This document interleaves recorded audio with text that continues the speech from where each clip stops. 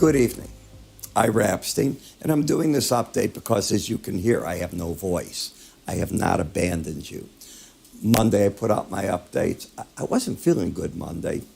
Bad allergies in Chicago, heavy pollen. Thought that was it. Turns out, by Monday, late in the day, I was really sick. Woke up Tuesday, full-fledged COVID, as it turns out. I've had 3 vaccines, had COVID right at the onset, way back when. Still got it, and I'm convinced I wouldn't even be here talking to you if I didn't get all those vaccine shots. Now they're treating, it went very advanced. I did not have a mild case, I had a bad case. Each now day, it is dramatically getting better, which is great.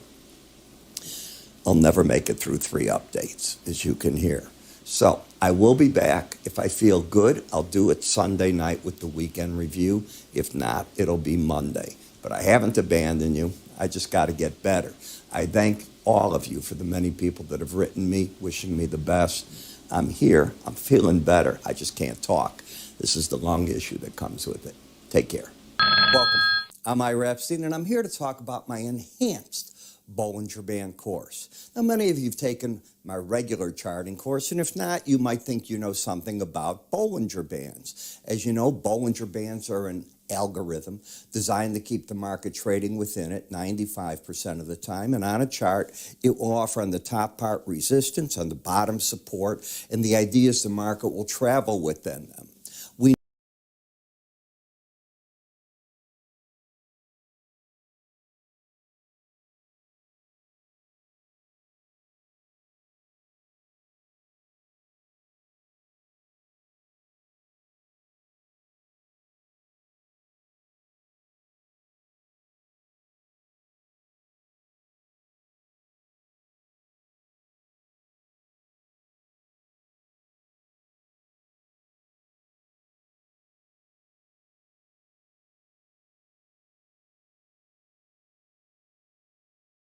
What's up, everybody? Welcome to the Stocks channel. My name is Corey, and today in the stock market we saw a huge sell-off across all of the indices, and we could be approaching capitulation.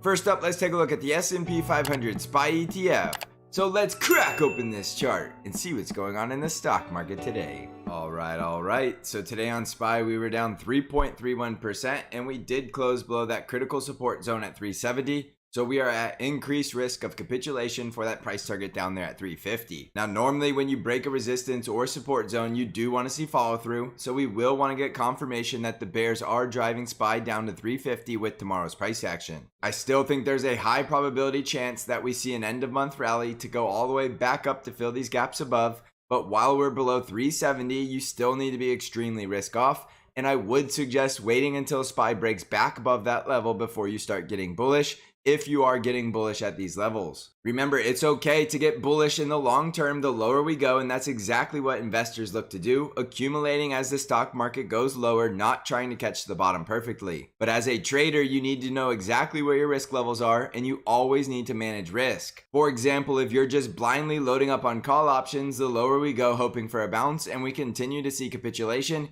you could lose a lot of money trying to do that. So always manage your risk appropriately as a disciplined trader. And as an investor, you always know that time is on your side and you can just continue to accumulate at prices that you see fit. Now, we are getting very close to what could be capitulation, and you can see that we are getting this huge waterfall wave of selling, and we only had that dead cat bounce in between. This is exactly what capitulation starts out looking like, and you just continue to get red candle after red candle, and eventually we will reach that bottom, which I do believe will be down here at SPY 350. Now, do not completely rule out the possibility that this was just a bear trap, so you will need to see follow through with a second day in a row closing below 370 before you get overly confident that we're going to 350. For example, if we bounce strong back above 370 as early as tomorrow and then continue to close above that level, it is more than likely this was a bear trap and we are not going to 350. So wait for confirmation of breaking below this candle or a second close below 370 before you get overly confident of 350 as the price target. Now, as a bull, if we break above 370, that is always going to be a risk level for long trades.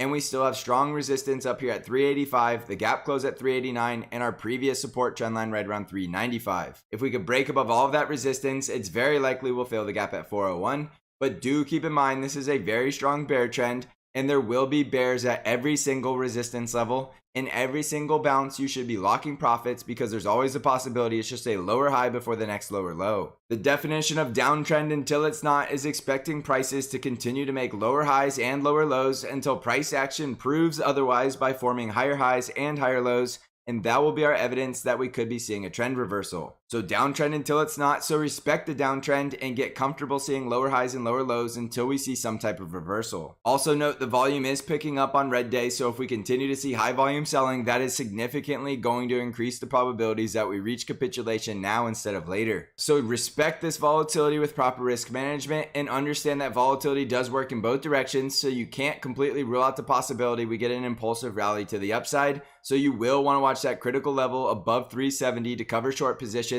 and possibly get a little less bearish. On the NASDAQ 100 triple Qs, we were down just over 4% today, and we did close below that support level at 275, and intraday we did test the next level lower at 269.5, and we did see some type of intraday bounce off that level. Interestingly enough, on the triple Qs is we have less volume than yesterday, so we're not seeing that high volume panic selling just yet, and a lot of the move was in the overnight gap down session. So we have a lot of upside gaps and resistance, so the next bullish breakout will be back over 275 to fill this gap right around 278 to 279. And if we can break back above 285, that will be bullish price action, which means we could start coming all the way back up to about 295 to 299. So while we are below 285, there's still the possibility of capitulation, and capitulation on the NASDAQ 100 will likely take us down to about 258 to 260. So if you see price action getting rejected from 285 once more, and then you see price action heading back lower, that will be extremely bearish, and you should be shorting at resistance if you are a bear, and that strong resistance level right now is up here at 285. Soon as we break over 285, you instantly need to get less bearish because we could be going up here to fill these gaps above, which is likely going to happen by the month end if we are going to do so. So be very flexible watching price action, and do understand we are sitting right on top of a support trend line. So if we start closing below about 268, we could see that capitulation and flush to the downside. In the Dow Jones DIA ETF, we were down 2.39%, and we did gap down and close at that lower Bollinger Band, and we're getting very close to the next price target at 297. The critical level we need to break above to start getting bullish is back over 310, and we have a long ways to go before we get back over that level. So watch for what could be support, or better known as a downside price target in a downtrend, down here at 297. And to the upside, we have a gap to fill right around 302 all the way up to about 306, with strong resistance around 308 and 310. Above 310, you're looking for the gap close at 314, and above 316, you're looking for the gap close at 323, and there will be a lot of bears at those levels, and we are still in a very strong downtrend. It's very clear this is close to capitulation if we continue to trend lower, so look for the next bearish breakdown for capitulation on that breakdown below 297. On the Russell 2000 IWM ETF, we were down 4.63%, and the small caps did fill the gap below, which was right there at 165.7, and did close below that level, well below the lower Bollinger Band, so we are getting extremely oversold at these levels. The capitulation price target is down here at 156, but you will want to watch this level right around 160 as a possible support level as well. If we can break back over the previous low right around 171, look for strong resistance at 175. And if we break above 175, you're looking for the gap close right around 178, and then the next gap close right around 184. These are very strong downtrends in all of these indices, so if you are taking long trades, get very disciplined on locking your profits early, because this is a very strong downtrend which could be very close to capitulation. On the ARK ETF, we were down just over 6%, and we did go up there and get rejected from that resistance zone at 40, and we're back down to retesting the lows right around 37. If we lose support at 37, we are very likely going to finally hit that price target at 33.7. And if we bounce off of this support, you're looking for the bullish breakout back over 40, filling the gap at 43, breaking back over the resistance trend line, and trying to break back above 47. Do not get bullish until we see bullish price action, because this is a very strong bear market that could still be heading much lower. On the VIX, we were up 11.25%, and the VIX did spike off of that support level after filling the gap, and the VIX is right back above 30 yet again, but we are seeing the VIX continuing to form lower highs. This is not that significant in the grand scheme of it, because VIX above 30 is still a very volatile market,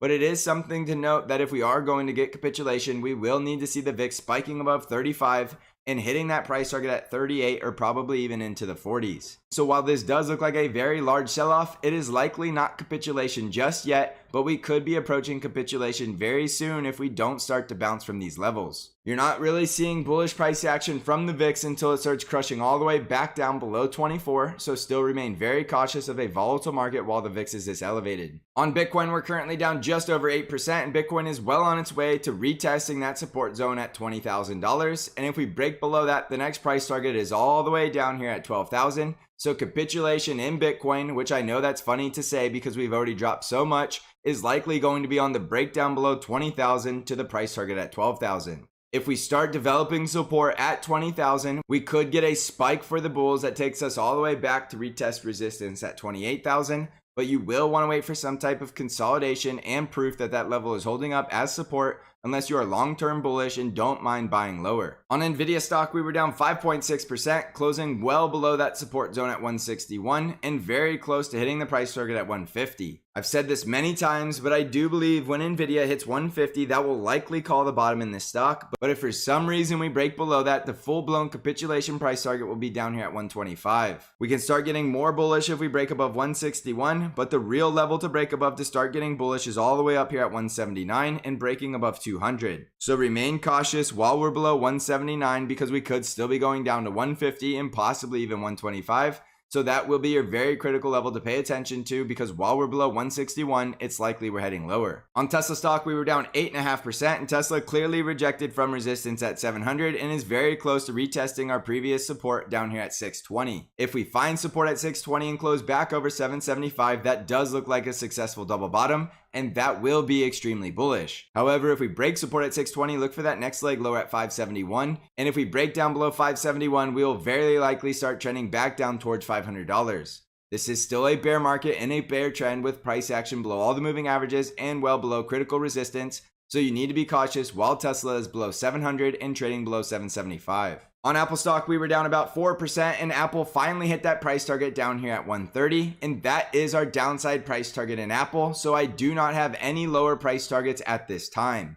If Apple breaks down below 130, it's likely just going through capitulation, and it's anybody's guess how low you can ever go in a capitulation environment. However, if we bounce off 130, you're looking for us to start bouncing all the way back up to close the gap at 142.5. with the bullish breakout on the close above 146 and then 150. So critical support will be 130, so breaking below that is extremely risk off, and upside resistance levels to pay attention to will be up here at 137, 140, and 142. On the financial sector, we were down just over 2.5%, and we continue to close at daily lows, getting very oversold and in a very strong bear trend. So I would be expecting to see some type of relief bounce in the near future for the financials. On the industrials, we were down 3.34%, and very similar story as the financials, getting very overdone to the downside and likely due for a relief bounce. We have 3 gaps to fill to the upside, but we are still in a very strong downtrend, and this is looking a lot like capitulation, just going straight down with only a dead cat bounce in between. The healthcare sector was down about 1.5%, closing well below the lower Bollinger Band, and it does look very oversold, so it is likely going to be due for a bounce in the short term. The energy sector was down 5.63%, and finally seeing that full-blown correction after a very impulsive bull rally, and we did break down below the 50 EMA,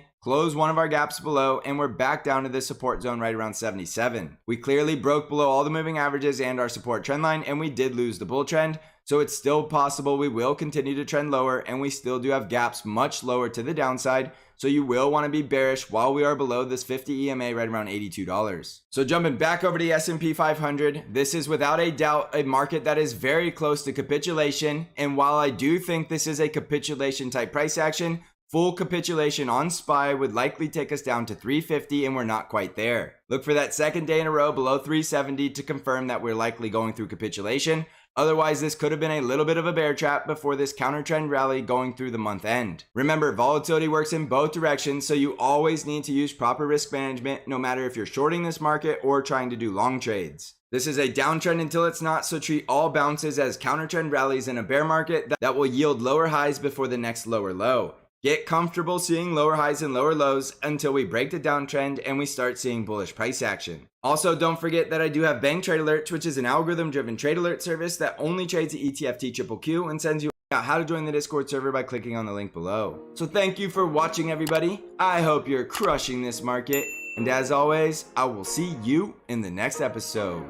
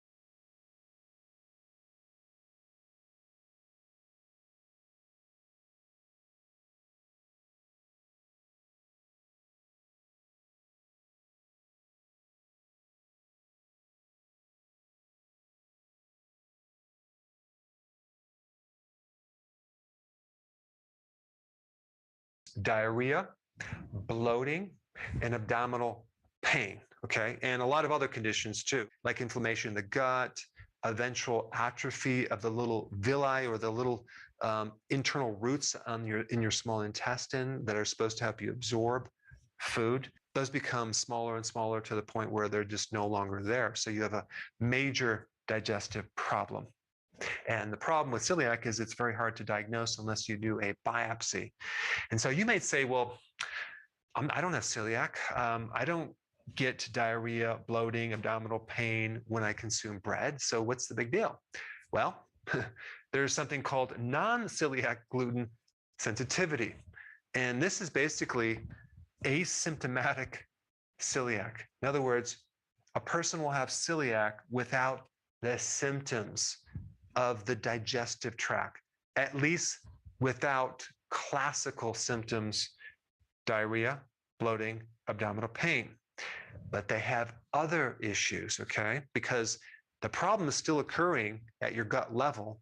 The damage is still being done on these villi. You're getting inflammation, you're getting atrophy that will eventually show up in other problems down the road. But you may not experience really any symptoms when you have bread. But what I want to do is I want to expand your awareness on some other symptoms that you may be experiencing that are connected, that you might not think are connected. Let's first talk about the mental connection, how it can affect your mental state. Well, first of all, it can create symptoms like ADD, depression, anxiety, and even autism. And I will put that research down below. It can even lead to things like schizophrenia, which I will put that study down below as well. The other problem is a permeability issue in your gut. So you've heard of leaky gut, right? Well, that is a condition where you have holes in your gut that's created by the inflammation because there's so much omega-6 fatty acids in bread and grains. Like if we were going to compare omega-3 to omega-6, it's like 1 to 22. So in other words, there's 22 times more omega-6 fatty acids than there is omega-3. So there's a lot of inflammation going on, which is going to create holes or permeability issues in your lower gut. And when you have holes, you allow proteins to go through and you create all sorts of immune reactions. And then you create allergies and eventually autoimmune problems, especially of the thyroid, like in Hashimoto's. And then another one is psoriasis, okay, which is an autoimmune condition. So we get damage to our intestine, and then we start getting malabsorption. We no longer absorb certain things, and that leads to vitamin and mineral deficiencies and a whole cascade of additional problems, which I'm not going to get into. Another common symptom is insomnia, which leads to fatigue. You may have brain fog. You may also become anemic because you can't absorb iron. And it can lead to digestive problems like GERD, which is a severe acid reflux, and headaches and migraines, and the list goes on and on and on. Now, sometimes when people live in America, they consume like a pizza, for example, and they feel very bloated, but then that bloating goes away. And maybe they go on a trip overseas. Maybe they go to Italy and they eat a pizza, but they don't react. And they're wondering, why can I eat grains in certain countries, but I cannot consume them in other countries like America? Well, one of the reasons is that when you ferment grains into bread or pizza dough or whatever, the fermentation, the microbes actually eat the protein. They start reducing the gluten considerably.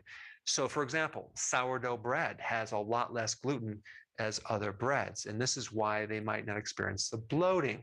And so in America, the way they make bread is they don't ferment it for 2 or 3 days.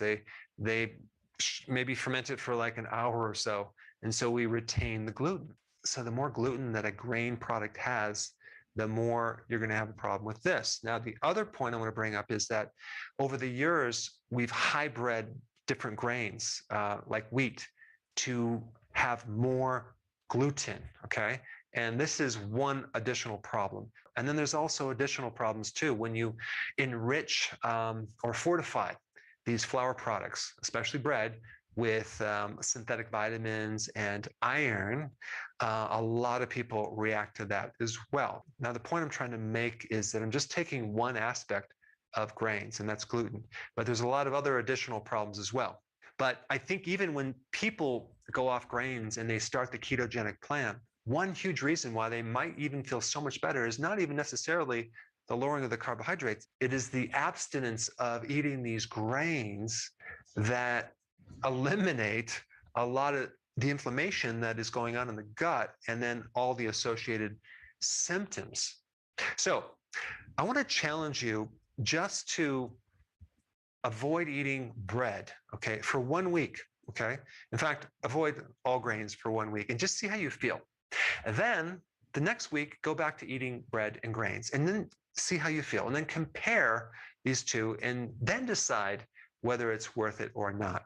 Now, if you have not seen my video on sugar and how that affects the red blood cell, that's a real interesting video. I'm going to put that one up right here. Check it out.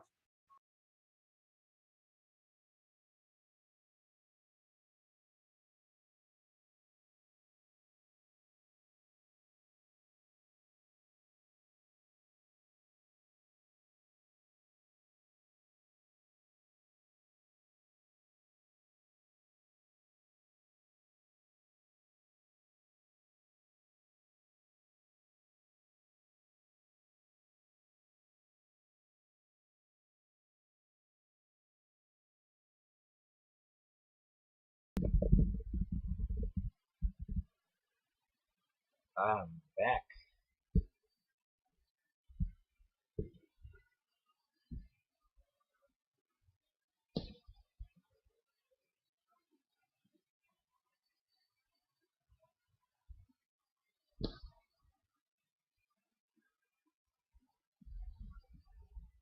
Looking like they're not going to stop until they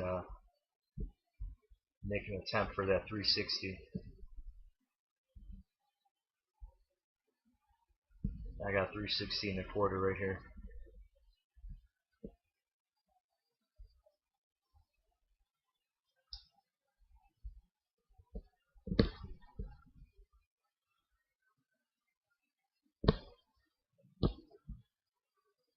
I swear, my body knows when I'm going to be trading.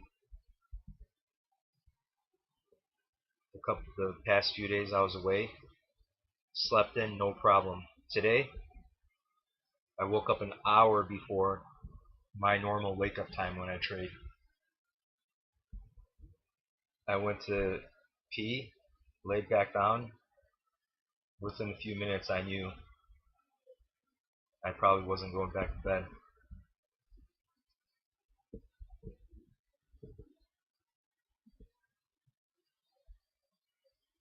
And then going into today, so far it's working out how I wanted it to.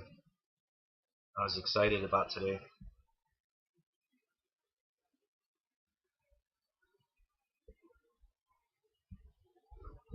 Whew.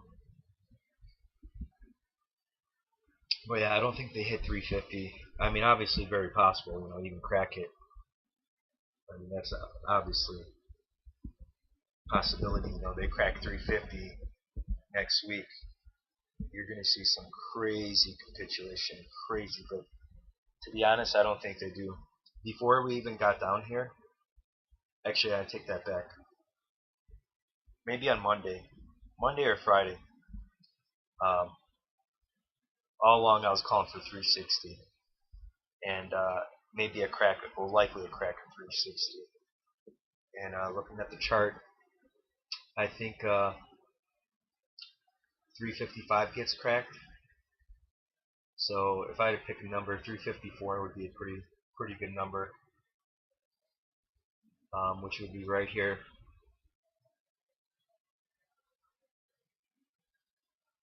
Into that pivot right there. So 353, 354. You got that gap right there, but that gap is at 350. I don't think they get there.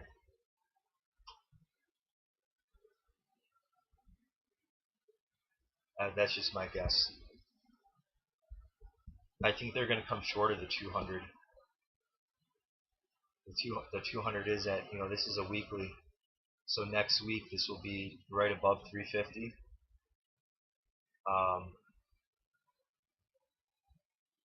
I think they come short of it.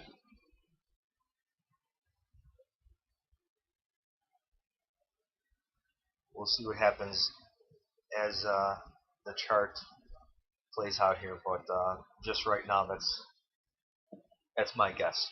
360 will get cracked, likely 355, but I'm very iffy about 350 getting hit. Oh, here, let me clear this up. Week. This is a weekly. And right now, the market, Apple monthly, Netflix, just right now, everything is playing out like the bull market could be over. But I don't think it is. I don't think it is.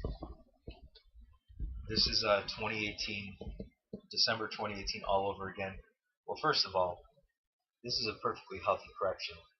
Despite how much damage has been done, okay, you have to come from the convid low right here. Okay, look where we are. We're not even at 50%.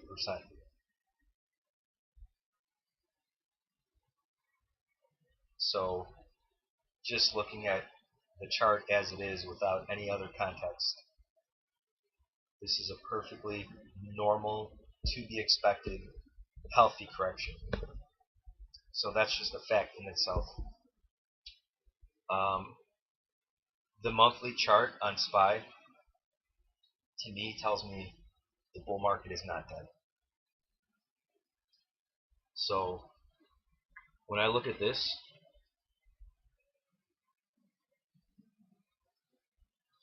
so yeah, SPY 50% is 349. Okay. So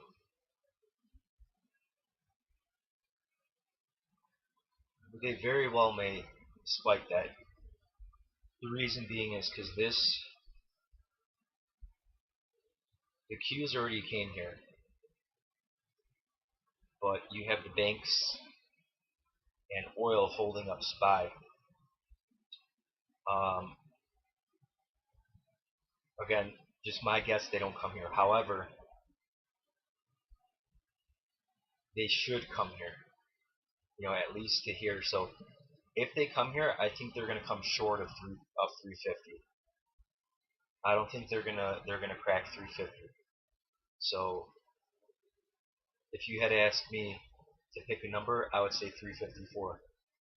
Maybe 353, 354. That would be my number of where they're gonna bounce.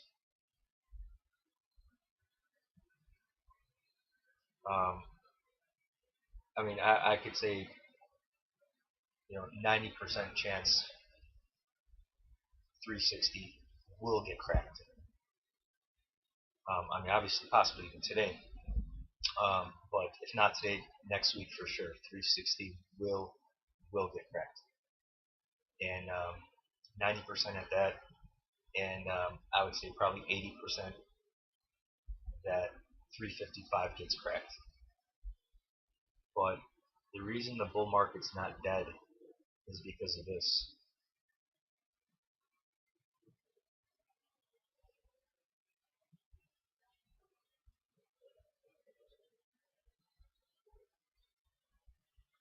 This chart right here.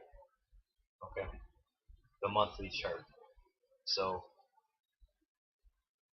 first of all, everyone, history repeats itself. Everyone during every correction, aside from the crash callers, aside from that, but everyone starts second guessing it. Is it over? Is it over? Is it over? Is it over? I mean, sure hell looked like it was over here. Okay, just because this has never happened in history, ever. This has never happened like this ever. This is a historic event in the market right here at the rate of the down and up move, everything about it. Anyway, so right now, even as it stands, there's nothing wrong with this chart right here. Nothing wrong with it. Perfectly normal retrace. I mean, look at the 200 all the way down here. Look at the space here, here, and look at the space. I mean, this is, we're not ripping out of this hole. This is going to take some time to consolidate here, and it's going to build the energy for the ultimate blow off, which will happen likely, past 2025, later in the decade. You're going to see the ultimate blow off by the end of the decade. It'll be, the Great Depression 2.0. That's my opinion on how long, where this chart's going to go. But aside from this being a perfectly healthy correction, after this monster move straight up, okay, aside from that being nothing out of the ordinary, me being a MACD trader, this look right here is a smoking gun. Okay, this would be, I mean, not even penny stocks and NASDAQ pump and dumps will blow off, and then just it's over like that with this posture. This is also a capitulation posture here. Whenever you get a middle finger bar on the histogram, probably 90% of the time, this is your capitulation right here. Now this may even shorten here as we bounce, into the end of the month, but as it stands right now, this is not a likely sustainable look. This usually tells you this is your, that's like a capitulation on the histogram. Whenever you get that middle finger look on it, a quick crack like that, I mean, it sort of happened here. Well, it did happen here. You went from green to deeply red like that big of a move without a slow, steady, relatively steady build. Okay, this is not sustainable right here. And obviously, you can see here, kind of happened here. I mean, here you had your taper, but just coming out of nowhere like that quick spike, that's unsustainable. So here, here's a real bear market. Here's another one right here with the dot-com bubble. It's not really ideal here, but you just had that kind of last spike here. Like that's your capitulation on the histogram. This is not ideal here, but sort of. See, normal moves have a steady taper for the most part. You don't get spikes on the histogram. It's 90% of the time it's steady. Also, the quarterly right here. This also tells me it's not over. You're not going to go from a look like this to, we're crashing. This is, like, to me, this is, just looking at this posture alone, I'm like 99% confident the bull market's not dead. Based on just this right here alone. I don't have to look at anything else. All I have to do is look at this. If you were to show me this, only this MACD, and you ask my opinion, that's exactly what I would tell you. As a matter of fact, we're likely probably not even going to get across on this quarterly. Likely this will flatten out, possibly bounce, and then continue the bull market.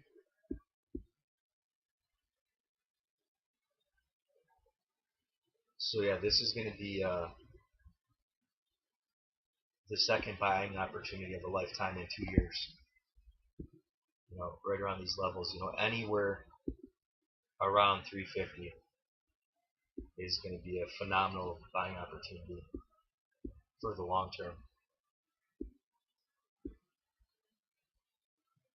So yeah, I mean 360 will get cracked. So they're definitely at the minimum hitting 358. Likely 355 is cracking. We see that 354, and then maybe they try to inch their way close to 350, but I don't think 350 cracks. You could get some crazy capitulation, obviously. Maybe they even crack 340 on a spike, on some big shakeout capitulation day spike. I mean, anything's possible once you start capitulating. And it really doesn't matter what number gets hit.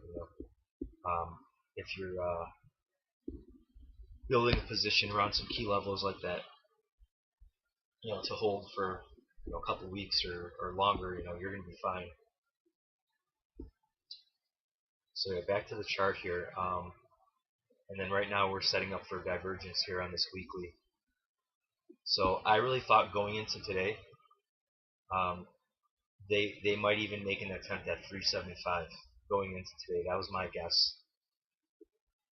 I didn't think that they were gonna, very unlikely to fill the gap or anything like that. But I thought there's, 370 break, maybe cracking that 372 pivot. That was my guess going into today. Before anything happened today, just looking at the chart last night.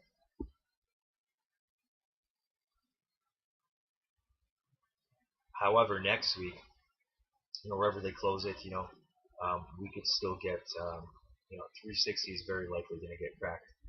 Maybe Monday or Tuesday. It's likely going to have to happen Monday or Tuesday, based on the look of the chart right now. Because the chart's going to firm up now. The buying is going to be coming in before the low. You're going to get some good buying coming in here. The way it's looking right now, it's tough to say here, but I mean, right now it's tough to say, but we're not done going. I got to look at the chart. I mean, we could be done going down for today, but I don't think so. So, we got 15 more minutes on this candle. Hopefully happens on the next candle. And they could pull lower some more, and then it'll give us enough time for a very nice rally.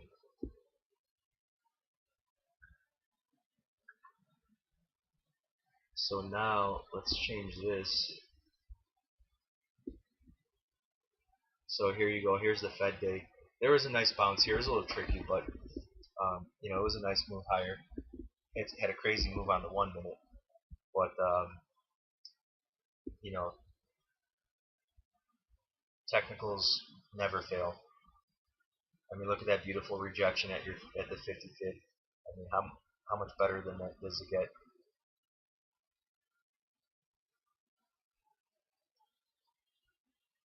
I wasn't expecting this gap down like this, but I was expecting the next day they were going to give it up. This was not going to hold.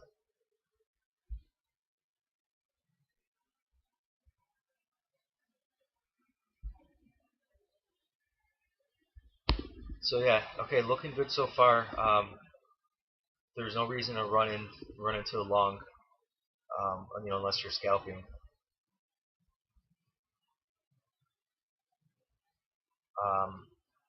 We got 15 more minutes. I hope they just hang out. I want them to.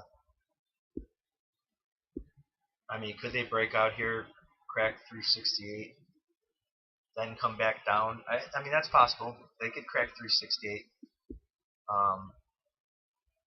firm up that hourly really nicely, and then on the next hourly, we could still come down for like, well, not a W bottom, but what people may think is a W bottom, and then they get flushed out, as they make that run for 360.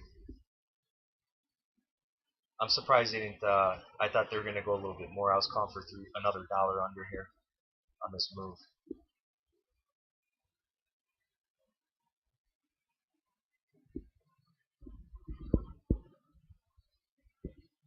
Ugh.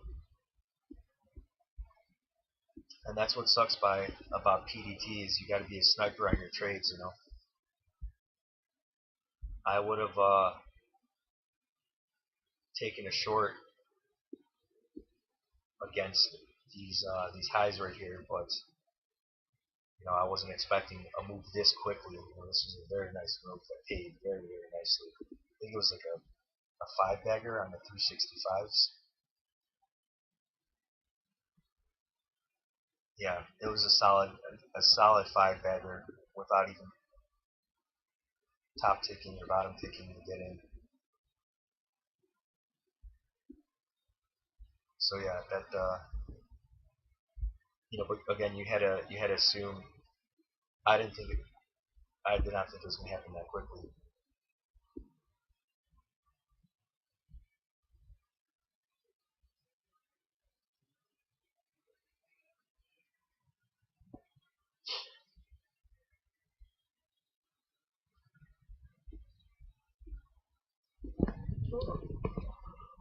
Oh man.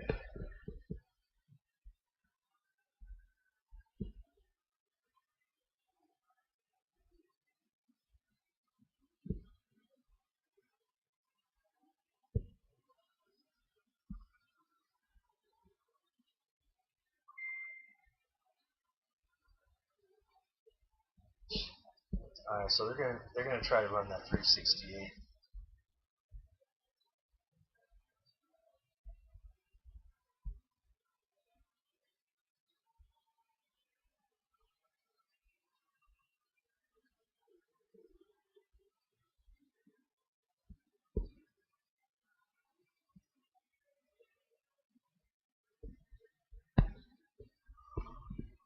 Oh man.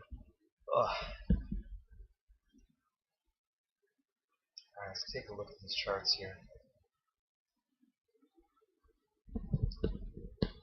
You got the Russell kind of leading to the upside on the overall daily here.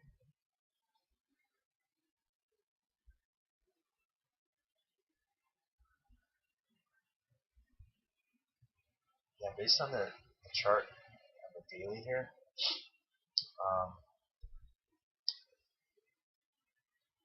I mean, could they bounce and then another rejection? Well, obviously it could happen, but I think we get some kind of intraday capitulation on Monday or Tuesday. That's my guess. I mean, maybe Monday, maybe some news over the weekend, something spooky.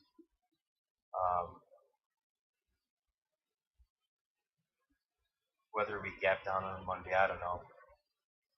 It doesn't matter because gap down or up, we can still capitulate.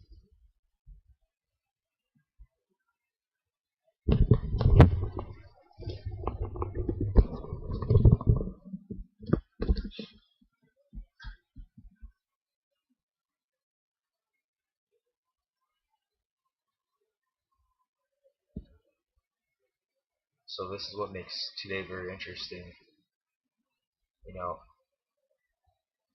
Back-to-back weeks deep below the expected move. I mean, it's possible.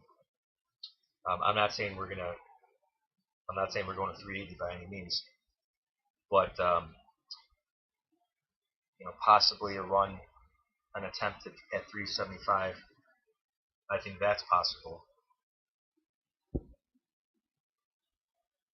because based on the posture of the chart, it's not ready at all for. It's not in position for the real bounce, the sustainable run out of the hole. it's not in position. So you could have a couple days with some wild swings, which is going to be awesome. Those are coming. Aside from the Fed day, this week so far sucked.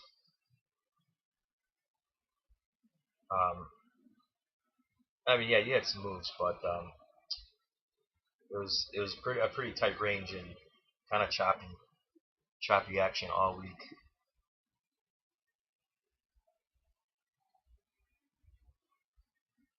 But we're very close, and going forward, we're gonna. I mean, obviously, if you're short, you know, you absolutely killed it if you were swinging anything. But that's the thing, you had to hold it. This was a total shock. Nobody expected this. For it to fall out of bed like that. I thought they were possibly going to crack the lows. I didn't think it was going to happen. Now, even if it took, by the 4th of July, I thought we were going to come down into this 395 area, hold, and then get a good bounce there, maybe to 4.25, and then end of summer, have another pretty big sell-off, breaking that 380 low here. That's what I thought was going to happen. I didn't think it was going to happen like this. And that's why this was so hard to trade, because essentially on these, you had to stay short. They didn't let you in. That's how it is.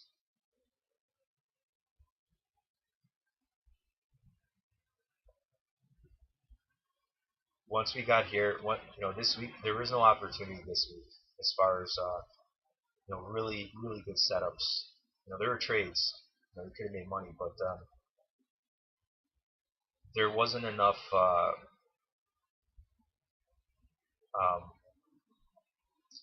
enough big enough swings, except for Fed Day. There wasn't. The swings weren't really good this week. They didn't really let you in, or they didn't give you good bounces. There wasn't really. I mean, look. So this is all week right here. So yeah, this was a nice move. There was a bounce, so it wasn't horrible. I mean, this day was horrible. I wasn't on this day. I'm like, oh well, good thing I wasn't trading, because this was a horrible day. This was garbage. Oh, plus premium too. That's another thing. So yeah, these are nice moves if you're scalping or if you're trading futures. Yeah, this is you're good. But for options, the premium was so high. This day, Tuesday, was garbage. Fed day was nice. You caught some nice moves to the upside and downside. Um, even Monday was, as far as options, wasn't a great day.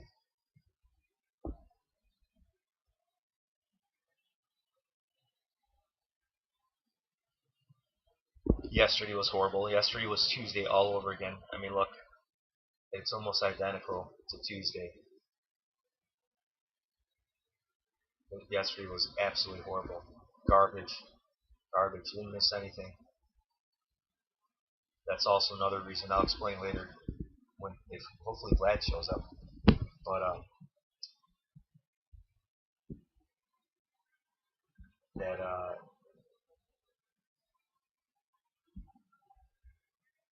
it's tough to know when to sit on the sidelines, as the market will just chop you up.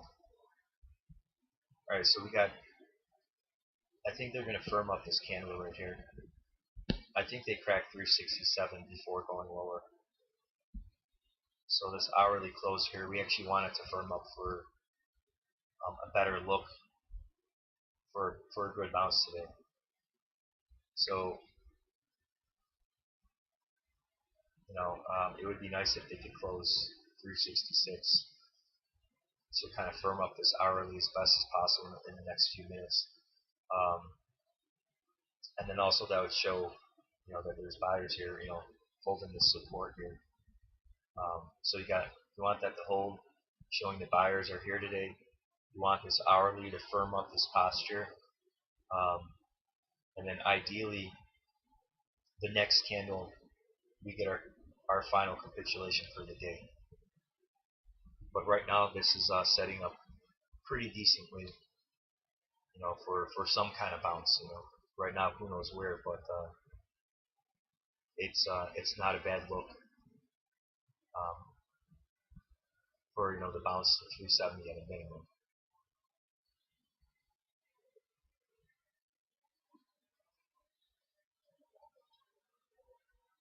Yeah, so this the ES looks worse. SPY looks better. SPY looks like they could definitely make a run for 360. This kind of not so much. It doesn't quite look like it's in the cards, at least on ES.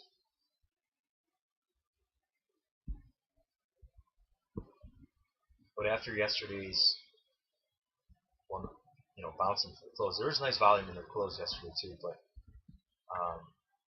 we'll see what happens here, because it's kind of also unlikely the next day, you just get a reversal. But again, this is kind of a unique situation where we are in the market. But in a typical following day after a sell like this, at least 80% of the time, you're not going to get some reversal the next day. But because we are bottom fishing here, that's the exception. Because you've got so many shorts, their finger on the button, just very twitchy to press the button to get out at any signs of a squeeze. So yeah, this hopefully they give us a setup. I mean, it would suck if that's it and you just get some super push higher, and then there'll be opportunity, but I want, I'm looking for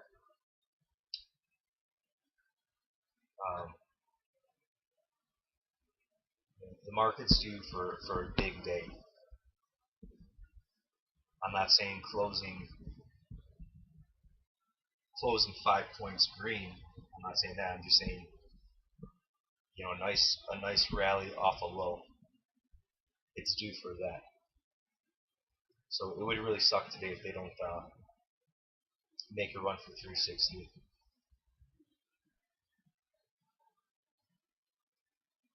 Because really the best case would be is if they crack it. The lower the better. But right now, actually, this ES chart's looking like it's going to hold. Look at that buying coming in. This has been all buying right here. Pretty nice buying.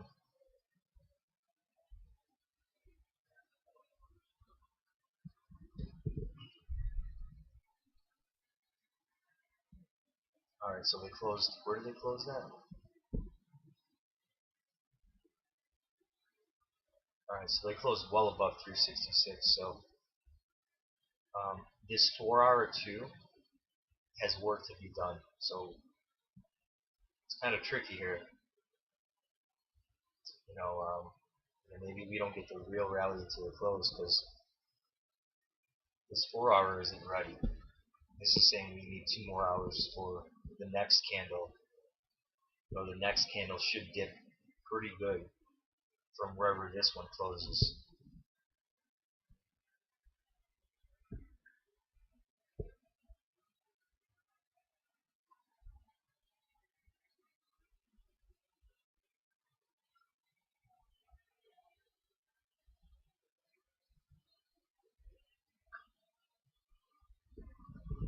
Ugh.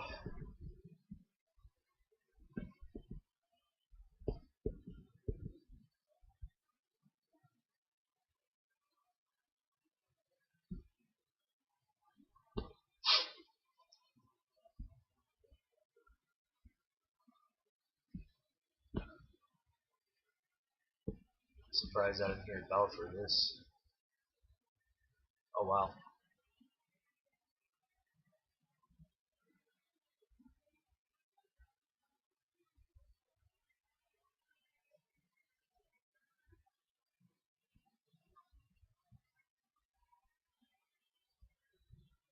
All right, so the way even TNX is looking, this is probably going to get a bounce. Um, they get flushed a little more. They get cracked 32, but in the next hour or so, this is very likely going to bounce, possibly back up to that 33, and that could trigger the move to 360.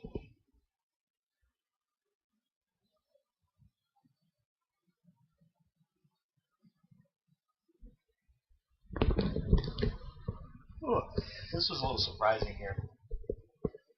Well, obviously this went hand in hand with SPY falling out of bed, but I thought they were gonna. I didn't think they'd go as high.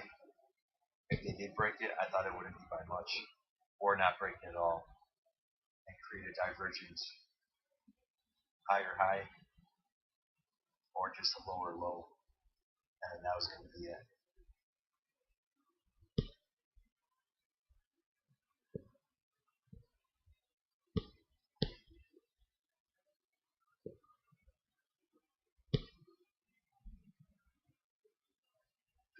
So depending how much this closes green today, this could be a potential kind of island bottom right here. So there's a lot of things lining up for the market bottom being very, very close. A lot of stuff. We got TLT, we got SPY 360, we got a lot of stuff here. And then also, this has been sort of leading as far as they're not that far below this pivot right here, where SPY is well below it. So there's signs, there's clues that we're close.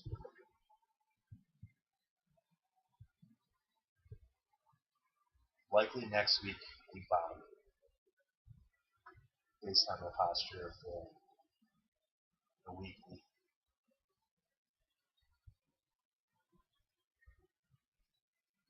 Next week will be the bottom.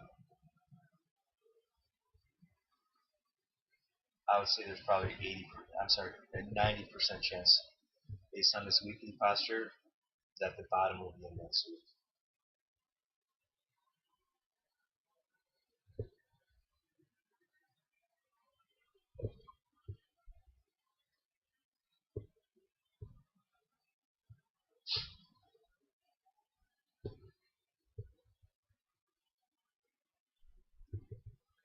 Alright, see what they do here. They cracked 370. Hopefully that's it. Hopefully that's it. Hopefully, look at this 50. Is that a 50 or 20? No, 20. I hope they don't push it higher, because that's gonna hurt a big move for today if they push it higher. It's gonna hurt the setup. And just looking at the chart, it doesn't look ready for, like, oh, we're just gonna break out here. Today, the posture is looking like, the posture's not, okay, we're gonna rally, kick off the rally here, to 375 or whatever. That's not the look. The look is we're still digging for that bottom, and off the lows, wherever they go, you're going to see a nice rip.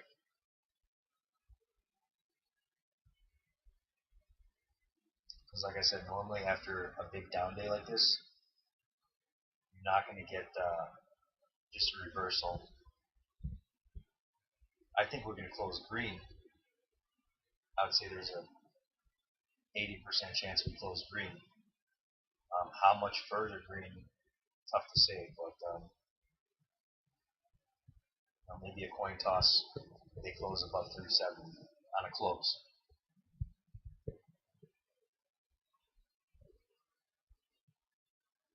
Oh yeah, look at the volume yesterday. Crazy volume. Almost 10 million at the close. That's crazy.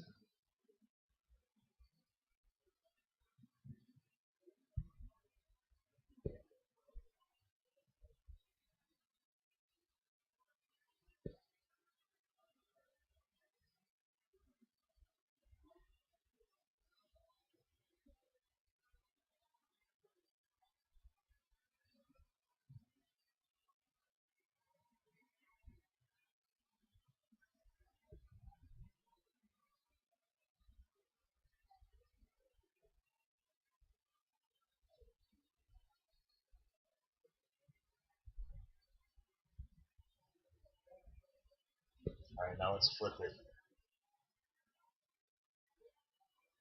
Alright, this is hanging in there. You know what? Oh, speaking of flip it, alright, maybe I'm gonna grab a 365. You know what? I am. I'm grabbing a 365. Let's see, where can I get in? Shit, I'm kind of liking it right here.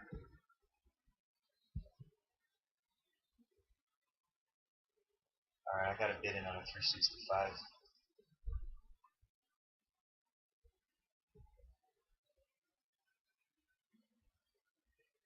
Alright, no reason to rush into it. But I'm comfortable getting in anywhere around here.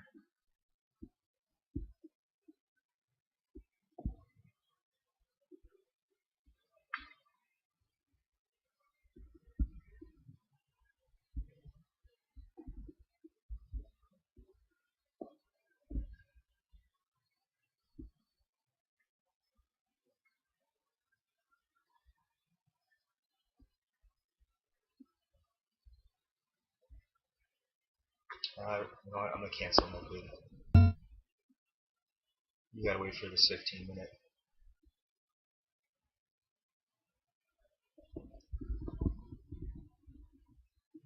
I'll leave it at $1.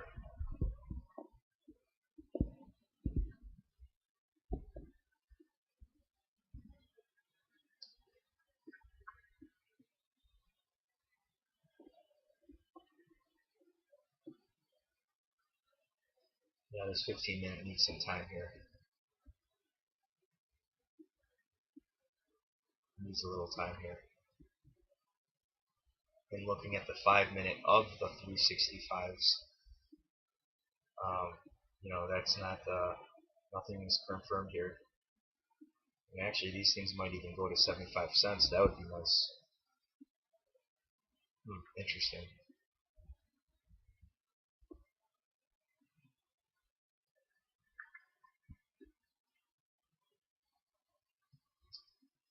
Yeah, it's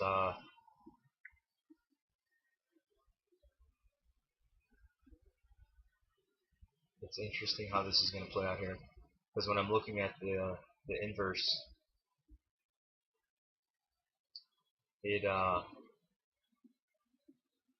it's looking like maybe we hold into the close.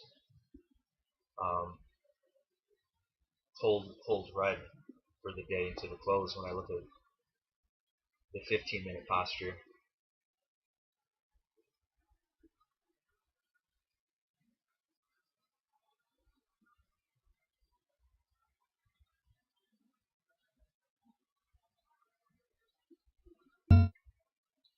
See, if you think I pulled in my bid, I'd be down 15 bucks right now.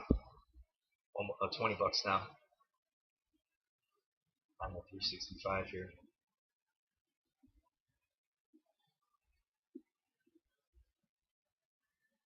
It's I only have 2 monitors, so I can't just glance and see all the charts. So that's why when I looked at that 15, I'm like, yeah, there's no reason to rush in here. You know, it's probably going to work for the push to roll to 360, but this 15-minute is not running away anywhere anytime soon. So there's no reason to get in because number one, the 15-minute hasn't confirmed that they're going to push lower. That's number one, and then number two, if they do push lower, it's not going to run away from you. So maybe you pay a 10% premium or 20% premium, but your risk is much lower waiting for confirmation.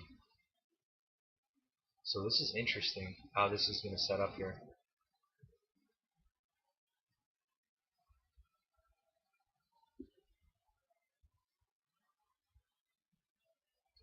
This hourly is very sketchy here for both sides, but for the bears,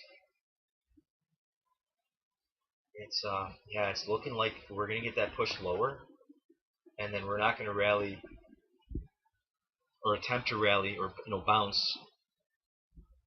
for at least 2 hours. So that last 4-hour candle will be the rally candle off the lows off that 4-hour candle. That's if it works out that way. That's how it's going to work out. And there's still a chance, we close red on the day.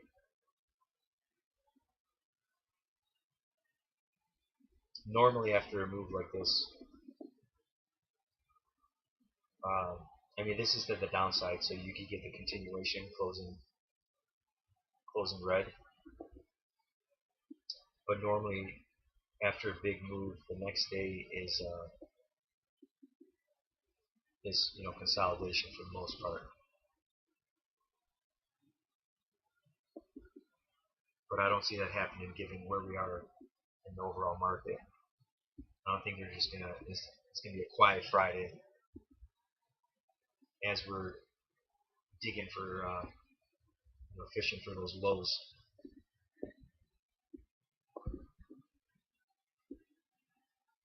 Because even if we do hit 350, even if we do, you're 15 points away from the low when at a minimum the reward is 400 spot.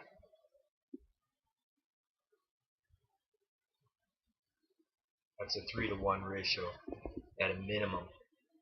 So you're going to get people buying. Yesterday was some pretty good buying into the close on that last candle. Oh, and then check it out. Apple. I don't know if you guys caught me earlier talking about Apple. But look at this volume. Look at that volume. And that was at the opening candle volume. Look at that volume. Okay. Clearly somebody's buying. Clearly. Crazy volume. I mean, here's another thing right here. Look at here, the volume there. I mean, this could have been just after this big move, kind of a little capitulation. We didn't go much higher after that, but given where the SPY is, that was some real buying there, buying into weakness. Because again, you can't be buying that much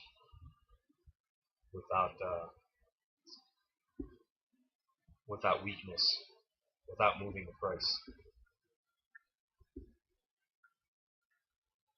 Look at that 5-minute. I mean, look at that opening candle. This is ridiculous. 16 million on the opening candle to the upside. So someone had the plan to buy Apple today, right out of the gate. Right out of the gate. Whoever that was, that was their plan. Today's the day they're buying Apple. Loading up. That is no joke right there. Look at that. No joke. Even on Fed day, anything, this destroys everything right here. It could be because of, I don't know how that works with the, expiration, monthly expiration, if that has something to do with it, I don't know. But the fact that we're bottom fishing right here, I doubt it. Because that means you did see an SPY right here. So maybe that had to do with that. Let's see.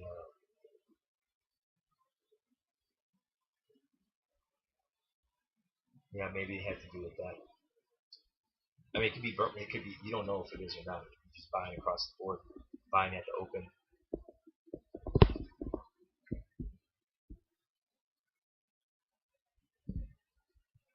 Let's see. Let's look at a few other stocks to see if they had the same opening volume. Okay, this is looking good. Looking like we may be rolling over a bit here.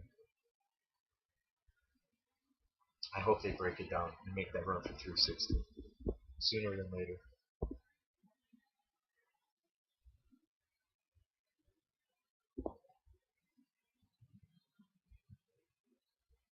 So yeah, I mean, you don't know if it was just buying or if it had to do with options or not.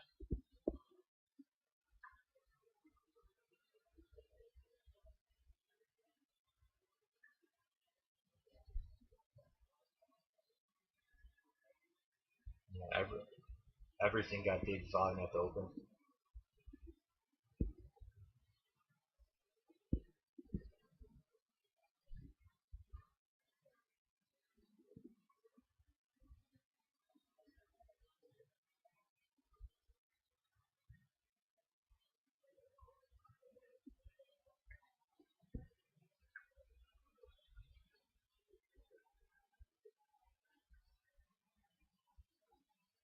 Hmm. It's tough to say. There's we could close. It's tough to say how we close the day.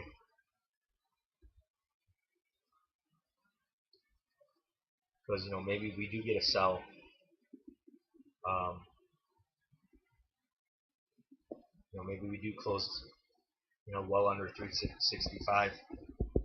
The daily posture could support the look that we do that, and then we continuation into Monday. Oh wow, these damn it! I wasn't paying attention here. Oh, I thought they hit a buck. They hit a buck 30. These 365. So no reason to rush in.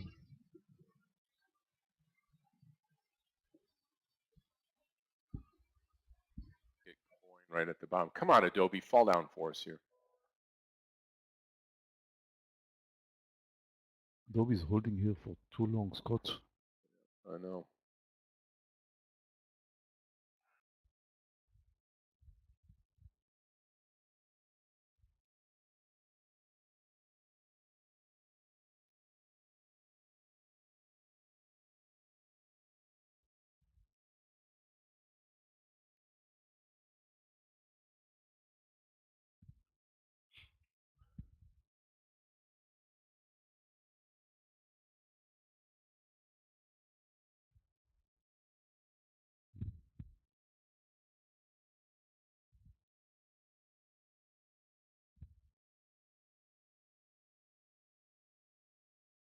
Very slow price action, very slow.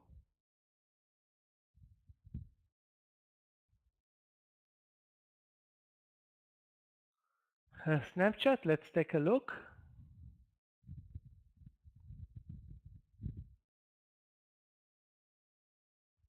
No go.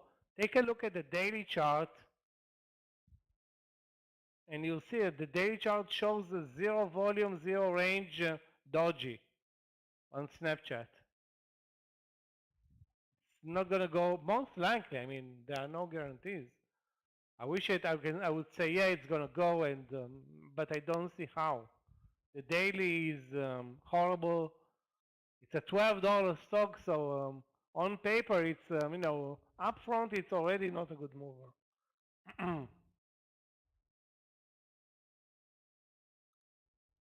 Good luck finding a good mover or a good mover right now.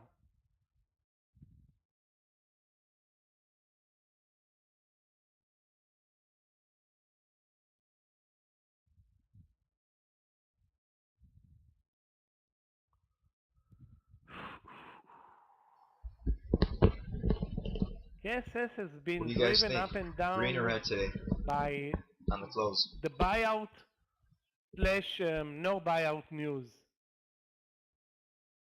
The buyout meaning there's a group that wants to take it private.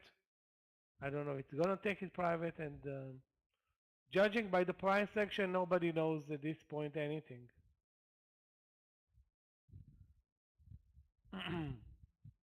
So where's our next trade?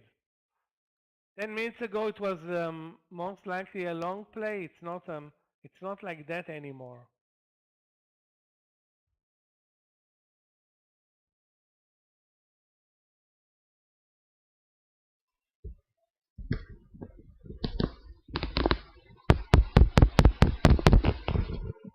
You guys there?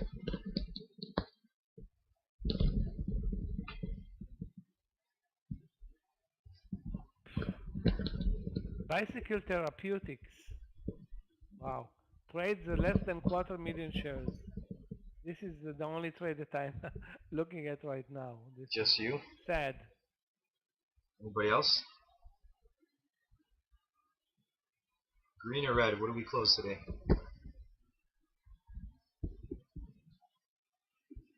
I say right now it's a coin toss.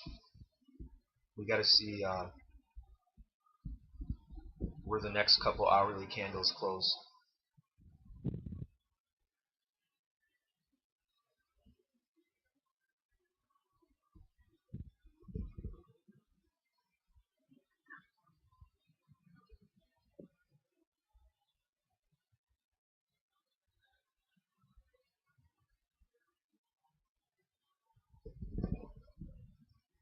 But I have two targets.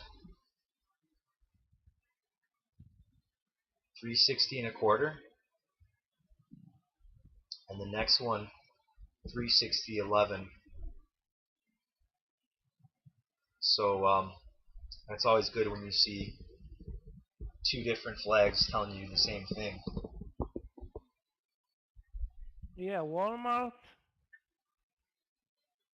There were a couple of I'm waiting for this 15 interesting minute to entry close. points in Walmart, which is very So weak. I mean, wherever they the make a earnings push, a couple of weeks ago or a month I'll be ago getting back at basically 365 killed the stock. Since then, on the it's 365s. losing ground. I don't want to say on a daily basis, but I almost pulled the trigger here. I don't see the entry point. If it was I mean, I would have probably been sitting good right 118, here. I was going to get sorry, them at about 119, $1.60. They're using the VWAP as stop over loss. $2 Now right it's now. 118.50. But I don't think it's they going to should be a still big let you in mover. based on that 15 minute. The 15 minute's not going anywhere. Long-term short, you mean? It is not going anywhere. The trend is lower, and So I hopefully think you'll this have happens 2 quickly. months until the next Because, earnings well, report if I get in that put, of it's tough, going to pay nicely. tough And then also, environment. too, you I want it don't to think happen it's a sooner long. than later The to long leave trade is not the door open for you have no reason a for big it. bounce off that low. Which right now it's really tough to say. It's a coin toss how it plays out. I mean, we could still get a nice bounce off the low and then still close red on the day. But looking at the posture of the chart, it's not looking like we're going to get a really good bounce, like 370 or better. Buy the dip. That's what I was hoping for going into today. That it was a possibility. It all depends how quick we get there to the downside. The quicker, the better.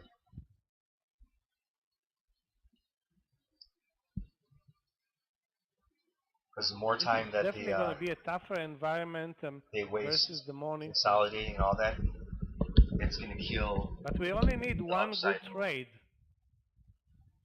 And it's going to slowly turn the bearish posture to a more sustainable bearish posture into the close. Oh man.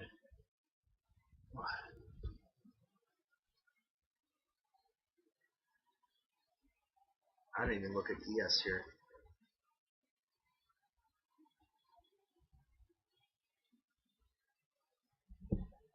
Yeah, so this is telling me, we're continuing lower. They're going to make a run for 360, and then how they bounce out of there, tough to say.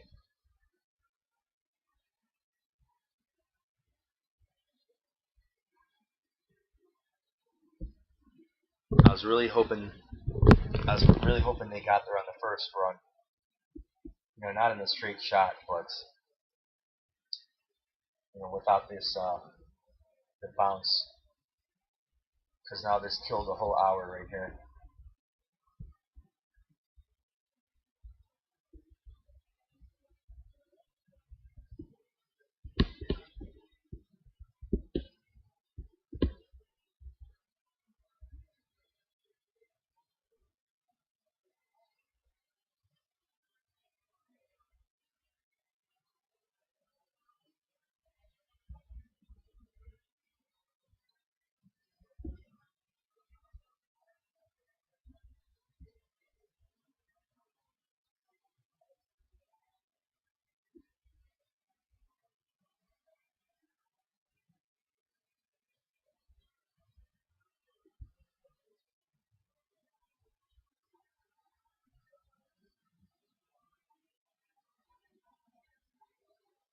Hey Jay, you there?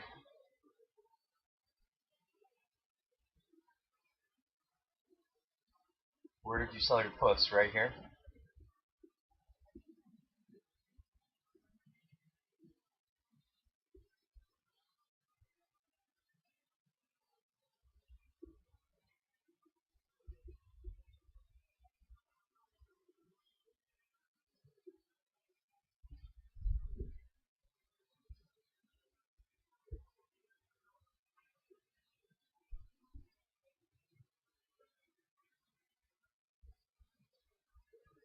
You said you could have been up 3K, so I'm guessing you sold above 366.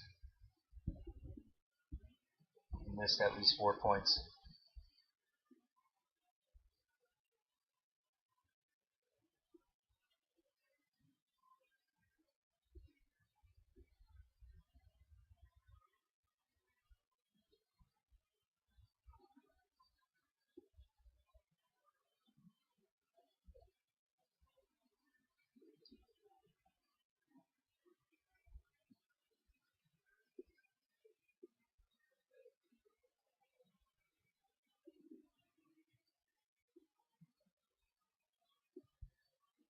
Yeah, this 15-minute needs more time here, and because they already made a move pretty quickly here, you know, it's unlikely they're going to do it again.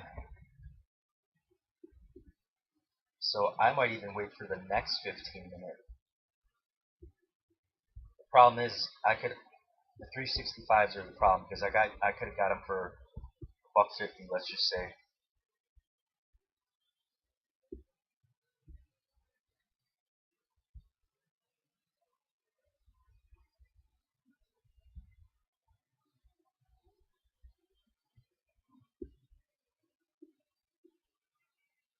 That doesn't make sense though. There's no way that you only made 160 but could have made 3K. That's impossible. That means that doing the math, that's like a 20 bagger. So there's no way you could have been up 3K if you only made 160. It's impossible. I mean, just based on the math, maybe you would have been up 500 bucks, and then you made 160.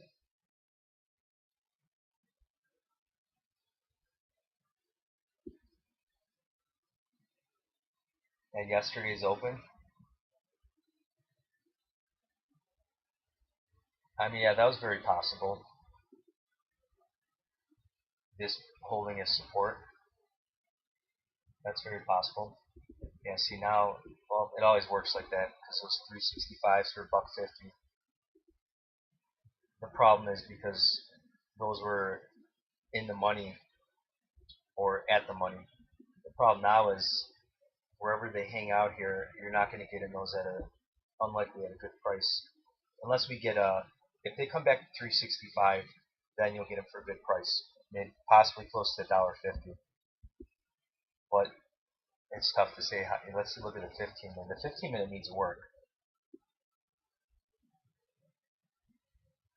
I mean, they very well could just make the quick run, you know. we'll see how it plays out here, but the way it is right now, I'm definitely not chasing anything right now. If I could get those 365s for maybe even $1.75, I might. But realistically, I want them to come back to $1.50, $1.60.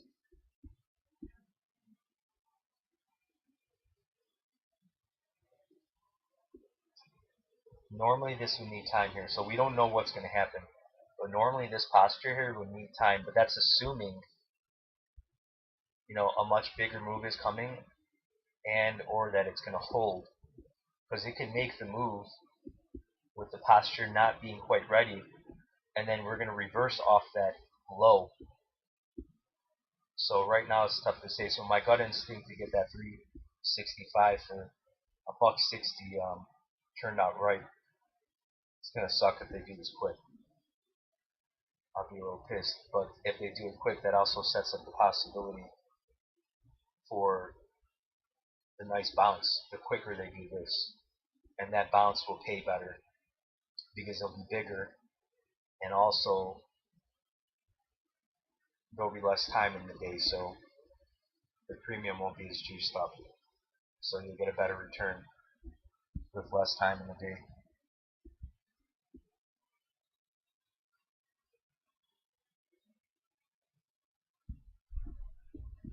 Well, it's always fun to play both sides, you know. Catch the action, both sides.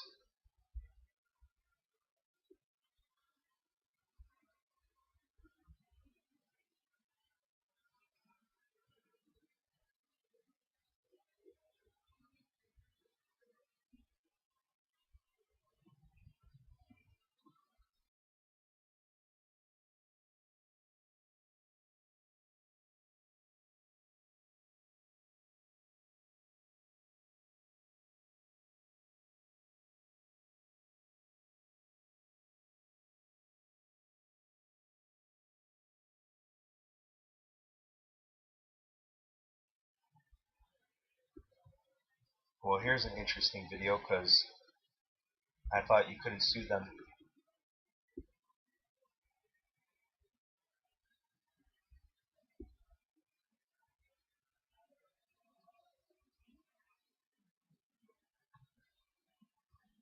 More than a year ago, a BC man became partially paralyzed following his COVID-19 vaccine. Now the 40-year-old has become one of the first people in the country to be approved for compensation. But others are still waiting. CTV's Michelle Bernaro has the story. With special braces for his legs, I have no muscle or nerve movement or activity below my knees at this point. Ross Whiteman is walking again, though with difficulty, and his hands, suffering nerve damage, have become stronger. Both hands, they're, as you can see, they're curled in, and I don't have a lot of wrist strength. That makes obviously doing pretty much everything a challenge. The former pilot and realtor developed a rare neurological disorder called Guillain-Barré syndrome after receiving the AstraZeneca vaccine in April of 2021. Recent BC CDC data indicates just 10 people in the province have ever been hospitalized with GBS after a COVID vaccine. I had full facial paralysis. I couldn't smile, I couldn't show my teeth or anything like that. I'm just kind of focusing on moving my feet. For Whiteman, who was also initially paralyzed from the waist down, physiotherapy became a full-time job as he learned to move again. My world got flipped upside down. He recently received a letter from the Federal Vaccine Injury Support Program validating his vaccine injury and saying he had been approved for compensation, one of only a handful in the country. It's vindicating. That's kind of the first thought that came to mind. Langley's Sean Muldoon, who developed serious blood clots after the AstraZeneca vaccine, is still waiting for compensation and unable to work.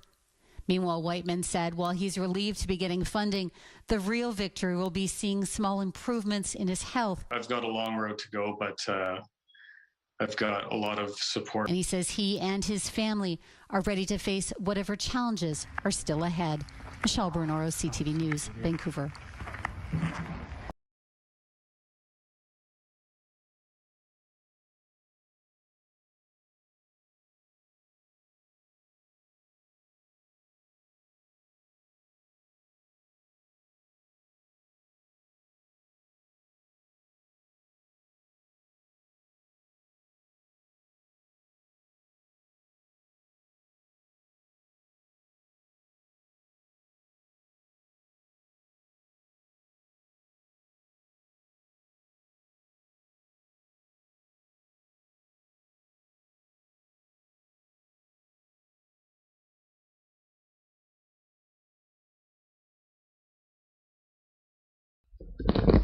You are? Well, you need to watch this video ASAP.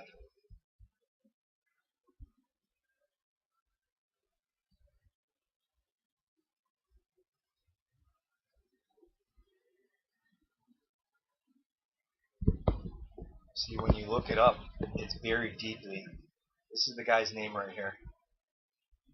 But to find his actual channel, let's see what's even the top one. Okay, so the first video is the video, but to get to his channel, look at this crap. Yo, look how much you gotta scroll down to find his channel.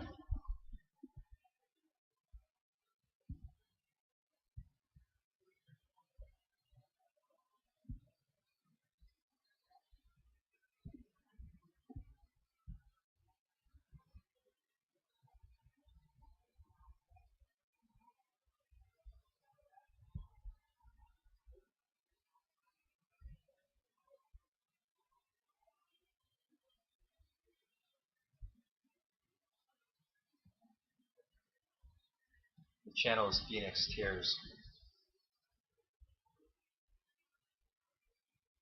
Look at this BS. Shadow banning.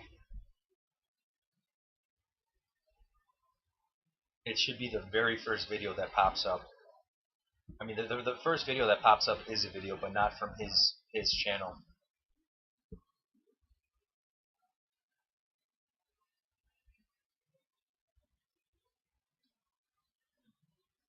And I think they buried it even deeper this time. What the heck? I always link his channel, but there's a lot of reposts. So it's the same video, but man, this is ridiculous.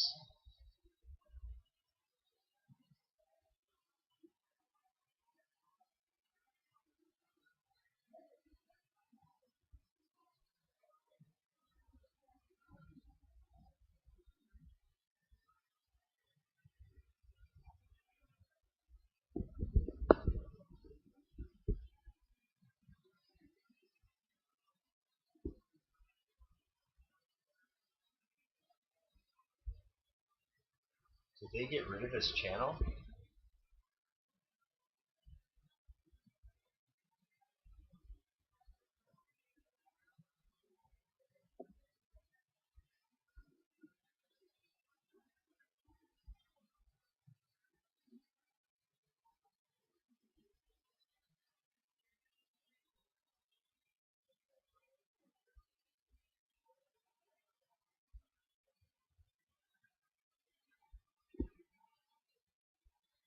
Man, are you kidding me?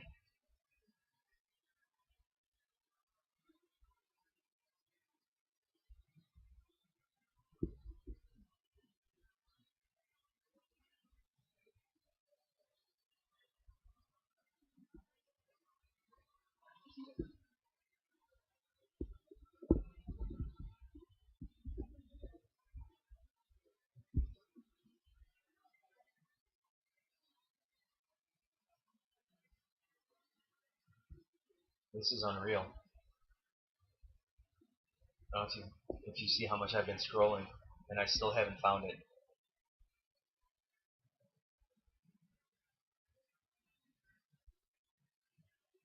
You want to talk about shadow banning?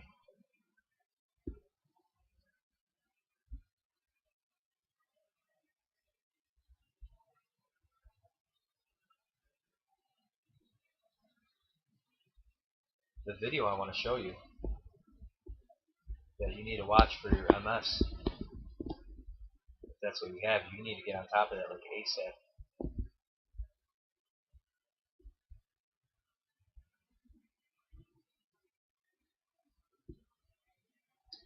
Because I'm sure you've probably seen the videos with the people with Parkinson's.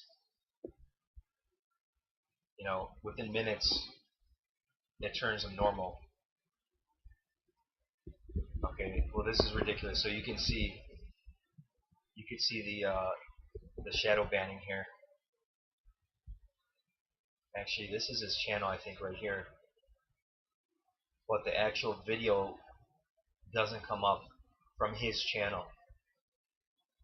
I mean, this is ridiculous. I scrolled all the way. There's no more results. But the actual channel, and look at this, it doesn't even come up in search. And now watch. Now, as I search with his channel and the title of the video, it should be the first video that pops up. Okay, that should be the real channel. But the video should pop up right away. I mean, that is the name of the channel and the name of the video. His video. That's his video. So they linked other videos, but they're not. You know what? Hold on. These 365s for $1.50. I may put a bid there. I'll wait a little bit more. But okay, it'll come up relatively quick now that I put in the channel name. Well, I don't want to say quick, but it will come up because I've looked it up before. But this is ridiculous.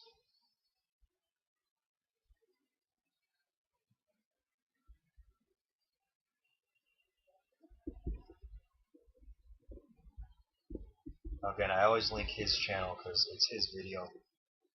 So that's why I'm looking, and every time I have to search, I have to do this. You know, I don't have it bookmarked, but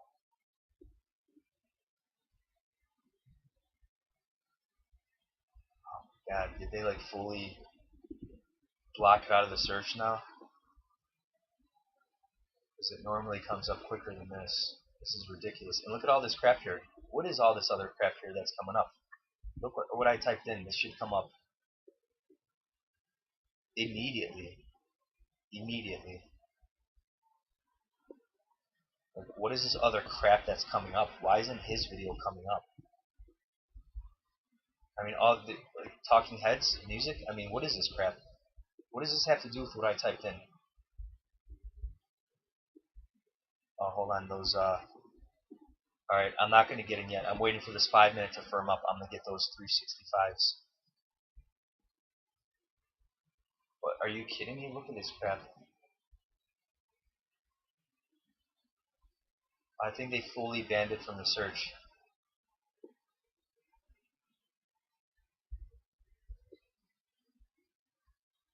This is so dumb.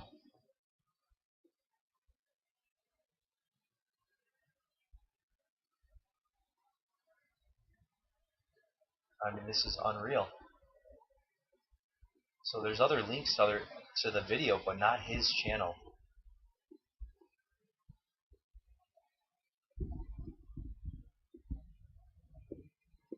Alright, I'm gonna stop looking. This is dumb, but I have his channel right here.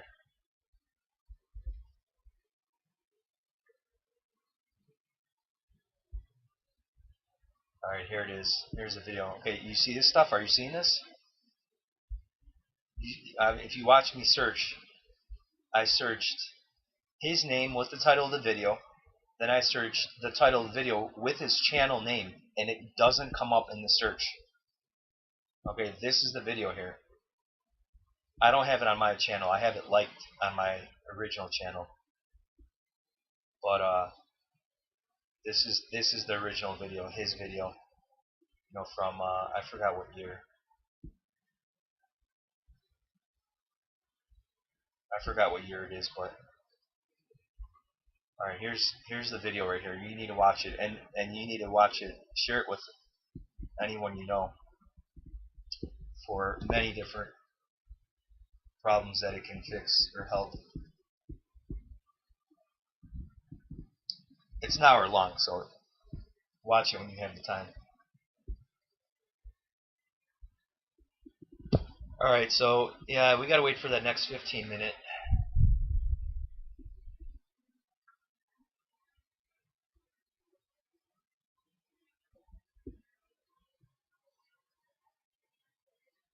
So if you're talking about beginning stages or whatever, then I'm guessing you know, you're probably at least 50, right? Hopefully. Because if you're younger, that would really suck. I mean, either way it sucks, but you need to work on that, that's for sure.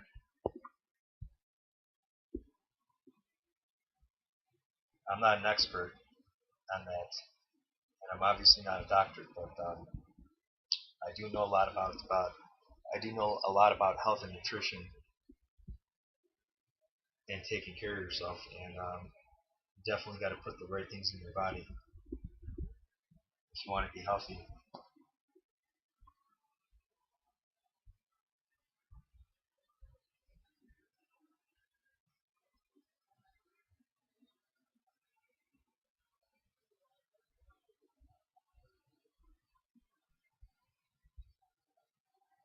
All right.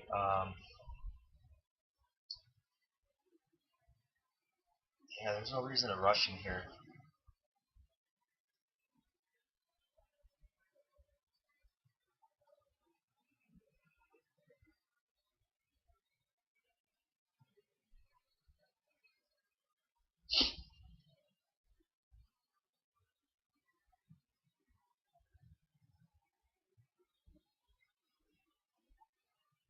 See, what the heck? That's weird. When I click my own link in my video, my own link in the chat, when it opens it with studio.youtube.com, and it doesn't open the video. It says something went wrong. Like, what the hell? I mean, YouTube, are you serious? You know, just like with the stupid concurrent viewers and all that, like, just show how many people are still in the chat. Like, why can't I see that with this concurrent viewers?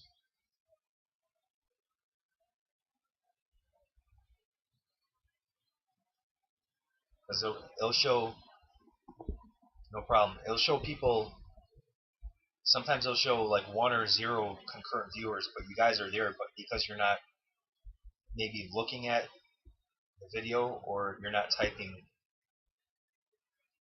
It's so stupid.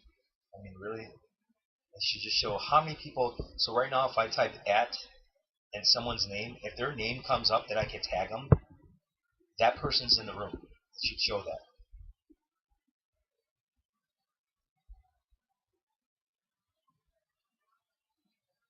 Yeah, so there's no reason to hop in short here, guys. You know, even if they do, they're gonna let you in here. I'm still tempted to grab these 365s for $1.50 because I don't see how much lower they could possibly go. But right now, this chart, you know, we could flush to low a day. I'm not saying in one candle, but so meaning I might not get a better price on these 365s. So it's a little tricky because we could still flush relatively quickly, and then we get our nice bounce. So the posture doesn't have to wait to get into place for the move down, because it might happen quickly. It might. But then, you know, this is sort of kind of a bear flag here. So really the right thing to do is to wait. You know, actually, I'm going to wait for this hourly to close, and then I'll make a decision.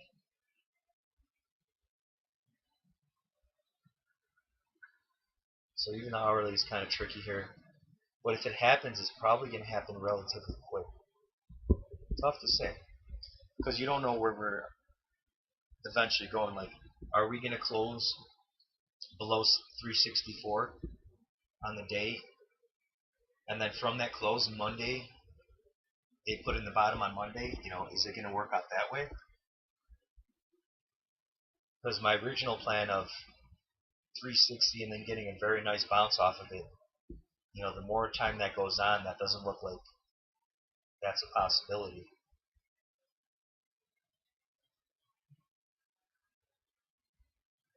You know, this 50 is way down here. But then again, if we're capitulating, you know, we could get pretty extended from that as we blow off to the downside and capitulate. So it's kind of, it's tough to say right here. I'm very tempted to grab that 365, but as of right now, I don't want to pay more than $1.50.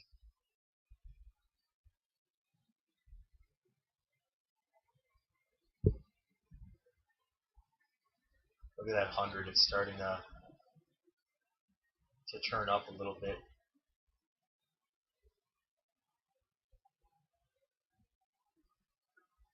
So right now it's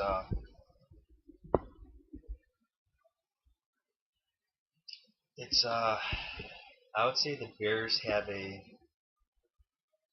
for today. I would say the Bears have the 80% chance to break low day. As of right now, it's kind of a coin toss. How this is going to play out. You know, higher before lower or lower before higher. It's right now it's a little indecisive, but right now the Bears just on the 5 minute, you know, they do have the edge. You know, maybe 60% right now, 75%.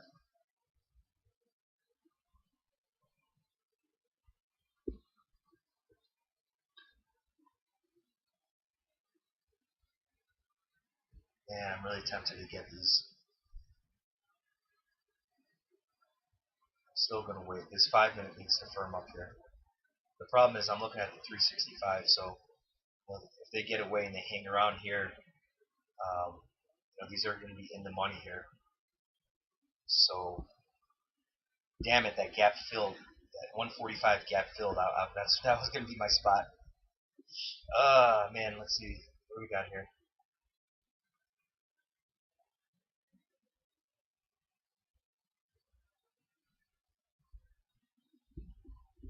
What are you guys looking at now? Any ideas?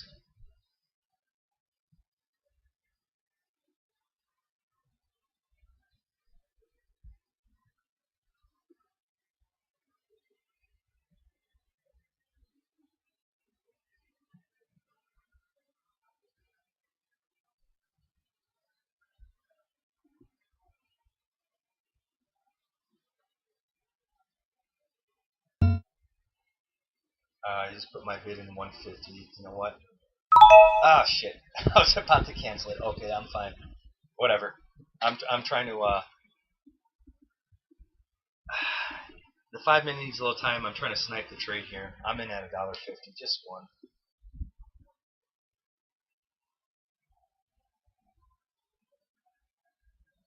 All right, the low is $1.48. So hopefully that's it.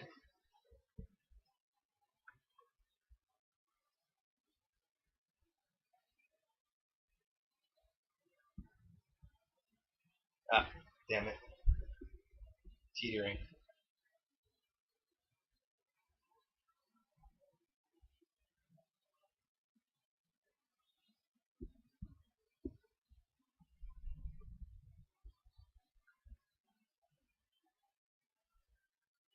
See what happens. If this doesn't work out, that's what I get for not waiting for the 5 minute. But you know, I'm in the 365s. I was worried that if we get a little pop up here, you're not going to get because they're in the money up here. That's what I was worried about. Because I was getting the 365. If I was looking at the 364s, then I would not have attempted to. But this 5 minute right now is making me pay right now because the 5 minute wasn't ready. So that's what I get for. I tried canceling at the last second there because that 1 minute wasn't even ready. But whatever.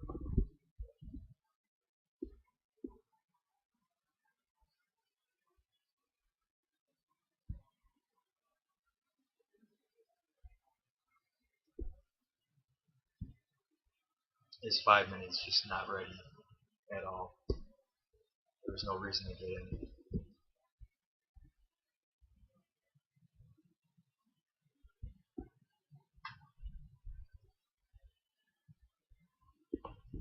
Alright, well, hopefully this happens sooner than later.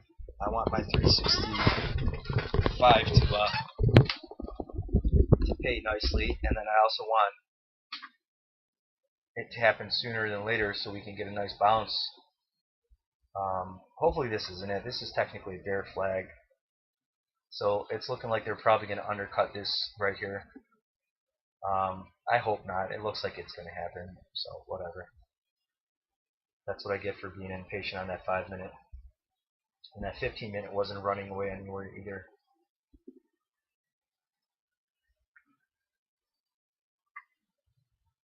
Yeah, they're definitely going to flush this 66.50. I could have probably got these for $1, maybe $1.25.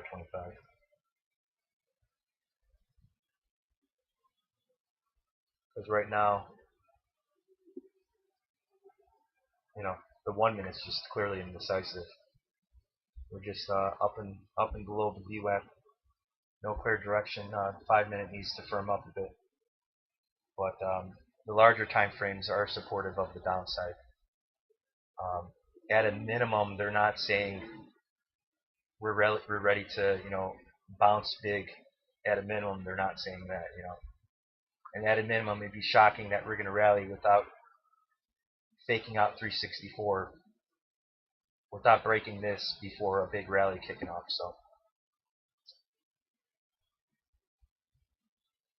that's the hardest thing to master as a trader. You could have the best setups and all that stuff, but getting good at the entries of the setups, you know, without being, you know, perfect, not trying to bottom tick your entry, but it's very hard because, you know, it just sucks when the trade gets away from you, and you know, you don't want to pay that extra price, and then it really never comes back.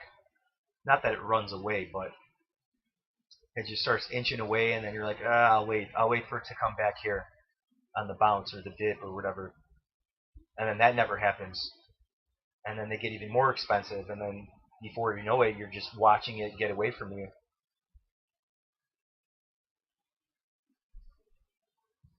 So like right now in this 5-minute, there's no reason to be in short right now in this 5-minute.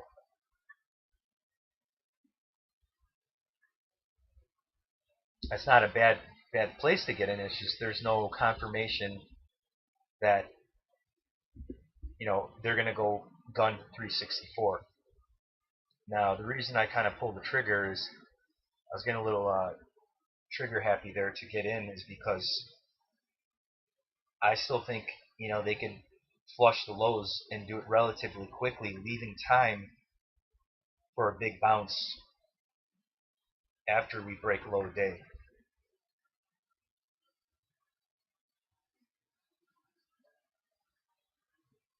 That's a possible setup. Possible. It's also possible.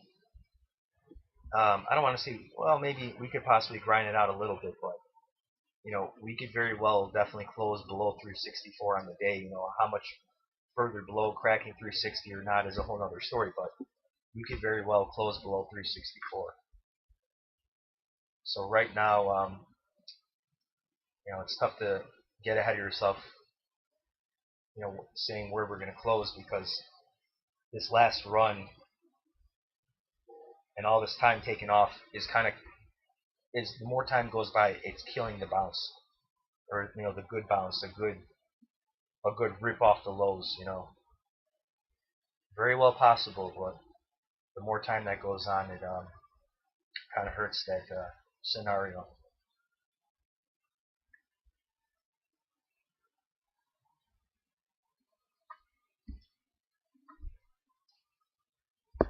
All right. I don't think we crack 360 if they get down there. I think they're saving that for Monday.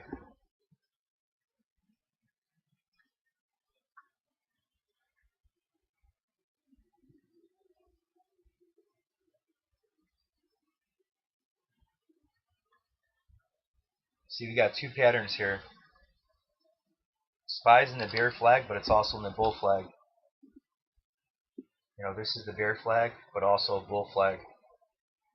So how are they going to play it? It's the chart kind of supports both scenarios.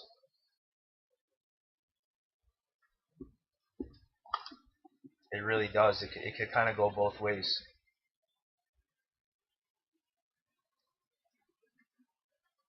We could go higher before lower, but I really want lower before higher. You know, I want them to take out that low a day, and then we get a nice bounce off that low day. That's going to be the best scenario. That's what I wanted all day here. But it's looking like they're probably going to crack 366 at a minimum. Hopefully not 367.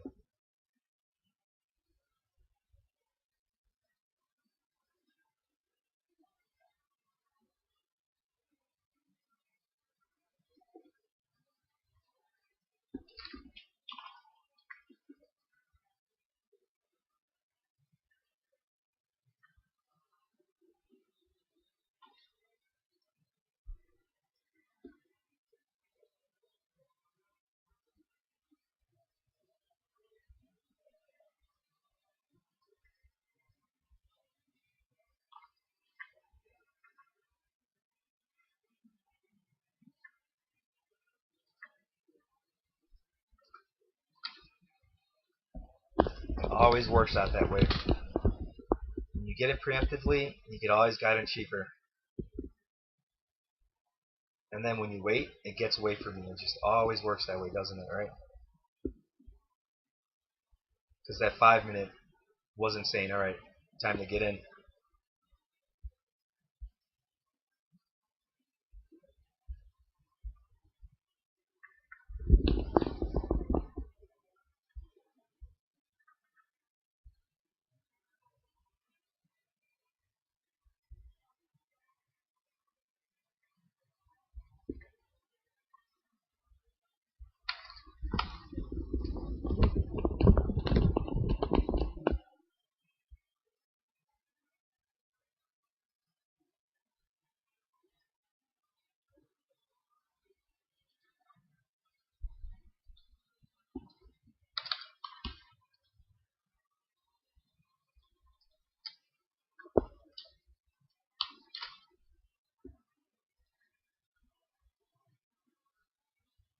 Kind of want the Bears to step it up here and take back that 365 sooner than later.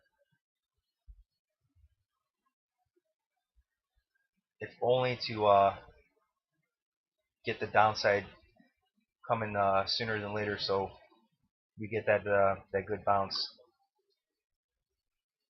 from wherever they hit that wherever they bottom out.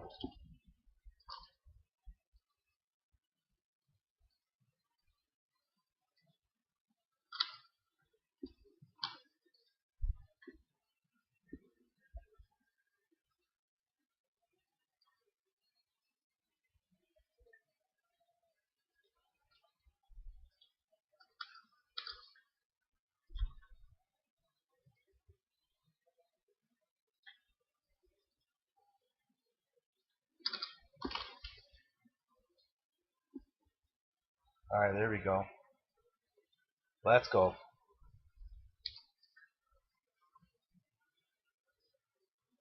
Let the first trade back pay nice.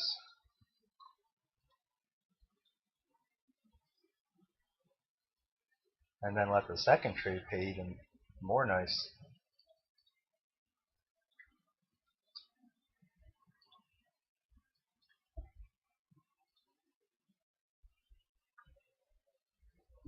Yeah, they've been eating a lot of time off the clock here.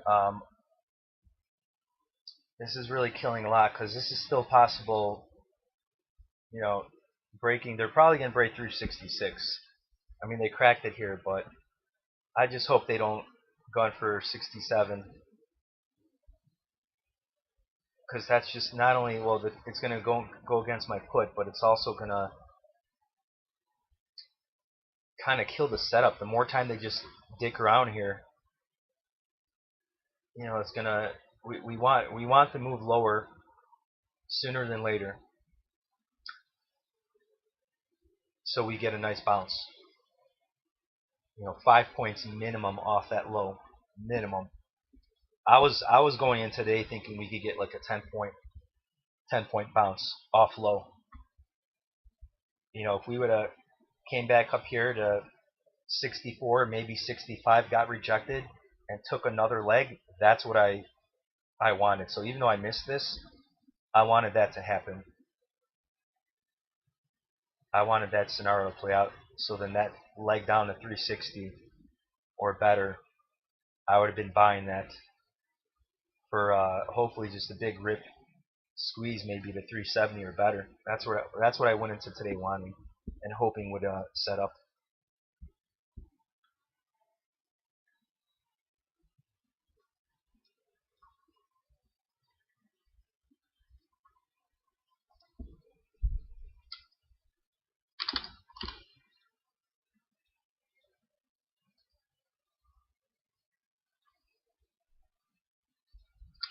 But if we do break low day, 360 and a quarter, that's target.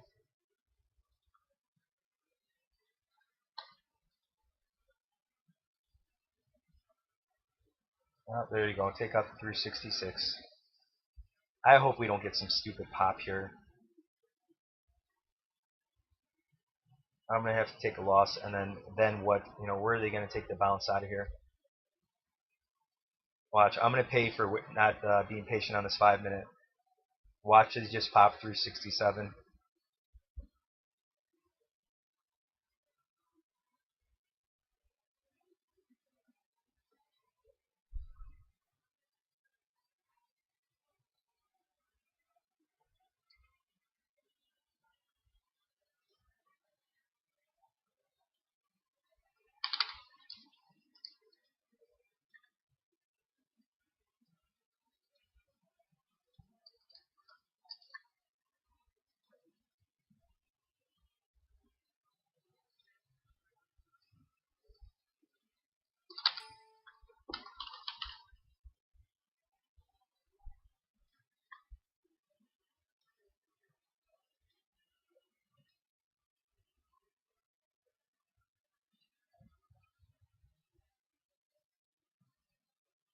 Yeah, well, now they're gunning for 367, it looks like.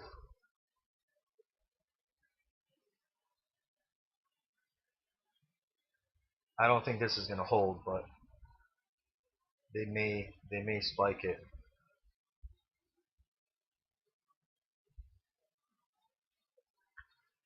See why you got to be patient when the 5 minutes not even confirming.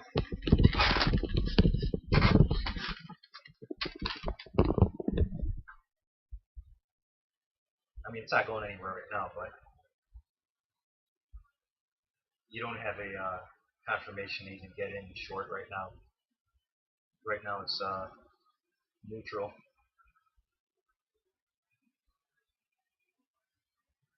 See right here, this 5 minute didn't even confirm that they're ready for another push. Now I got this 9 right here down. It really needs to kind of firm up and take back that 365.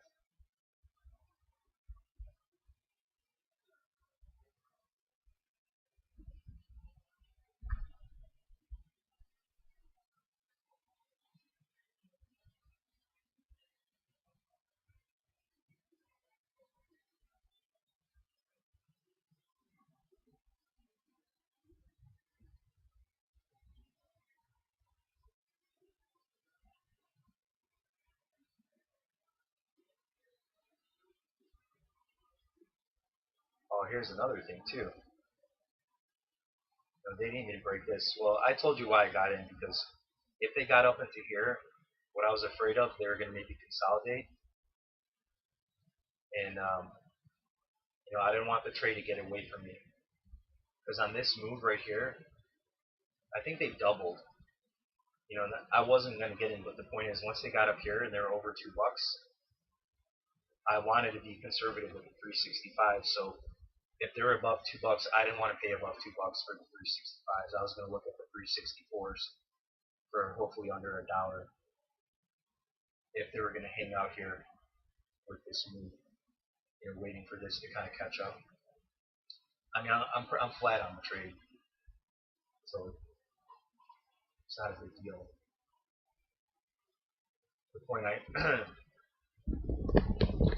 The reason I got was getting annoyed is because the 5 minute, like right now. So with this 5 minute closing, with this look, okay, now you want to look to be getting in. TNX, what about it? They're going to diverge. Yeah, right now TNX is ready for a pop. TNX is ready to make a move back up higher. This thing's pretty exhausted here. This look. TNX is ready to make a move higher. So maybe they're going to play with that 3.2, maybe spike it. We'll see. But this is a pretty exhausted look right here. No, it doesn't mean they're going to pop, but it's pretty tired there. Unless this diverges, they break here. But generally speaking, this is a tired look that really this is just neutral.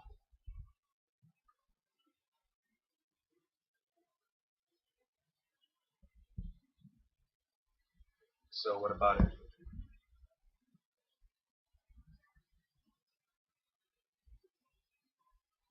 $70K, that's nothing.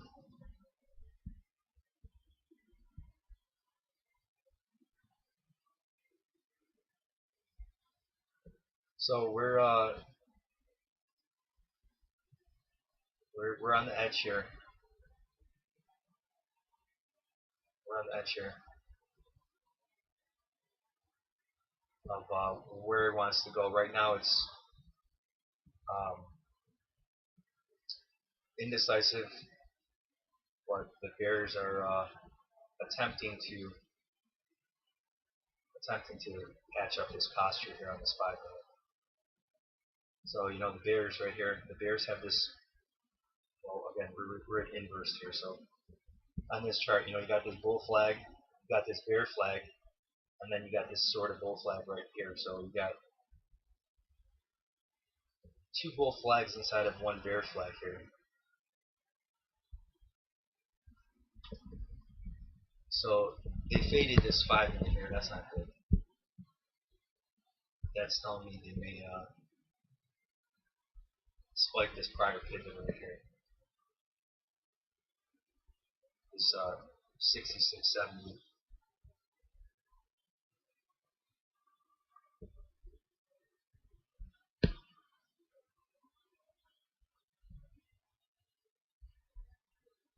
Oh wow, would you look at that? Let's see if it works out again. Here's my target trend line. Let's see if the breakdown starts where I arbitrarily put this trend line target. Let's see if that plays out. I just noticed that. I'm going to laugh if that happens.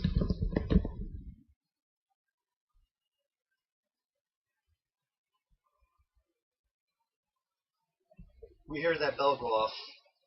That's going to be hilarious. Because if that works on this candle, or the next candle, then we may have to start using this as an indicator that when the price gets to my trend line target, or my target trend line, however you want to say it, then it's maybe time to think of putting on that trade.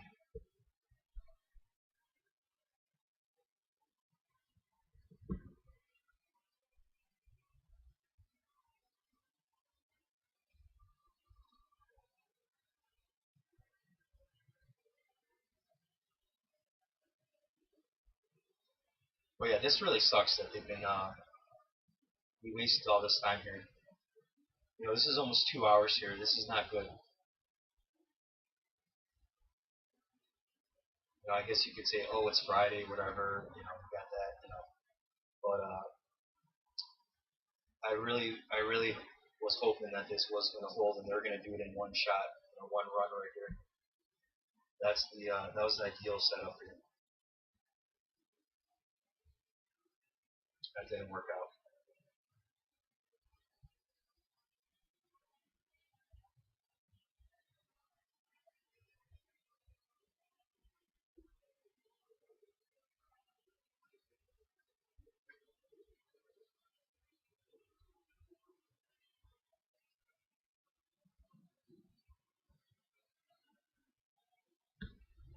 Oh man.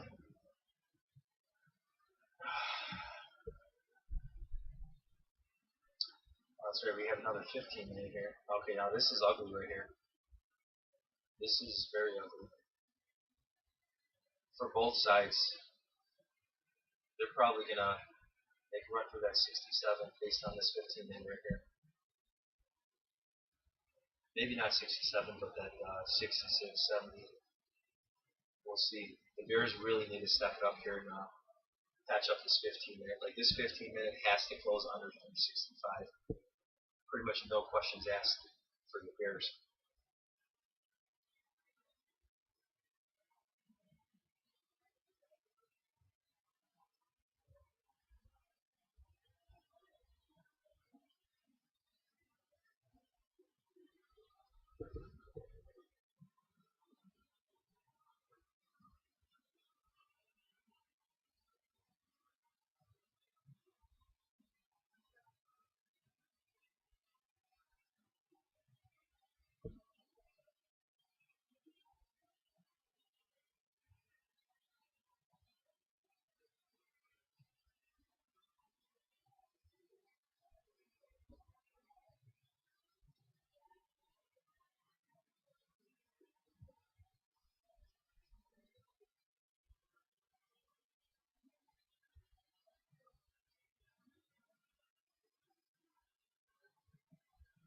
Let's look at that one man. They're definitely playing games right here.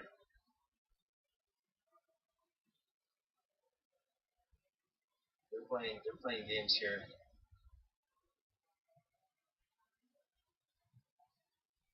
It looks like they're trying to suck in the longs. The way they're kind of playing with these pushes higher here. It looks like they're casting the line and just they keep kind of yanking it, getting you to chase the bait. That's what it looks like. Just kind of how it's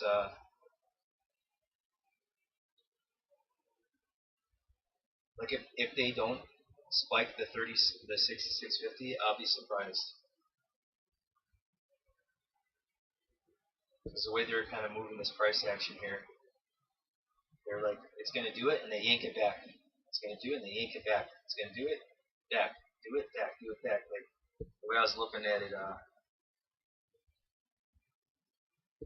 on all these candles here, it looked like they were going to, not pop, but, even if just a spike, it sure looked like it was going to do it, and then they just pulled it back.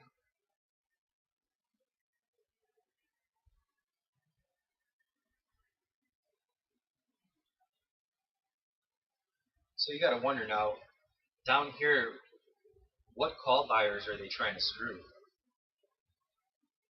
The people that were buying monthly calls.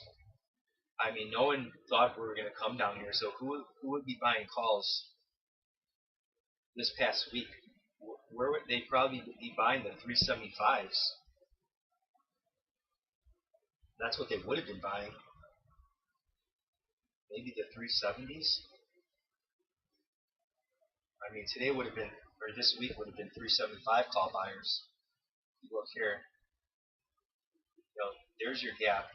So Monday, Tuesday, and Wednesday, if people were buying, I don't know, it's weird.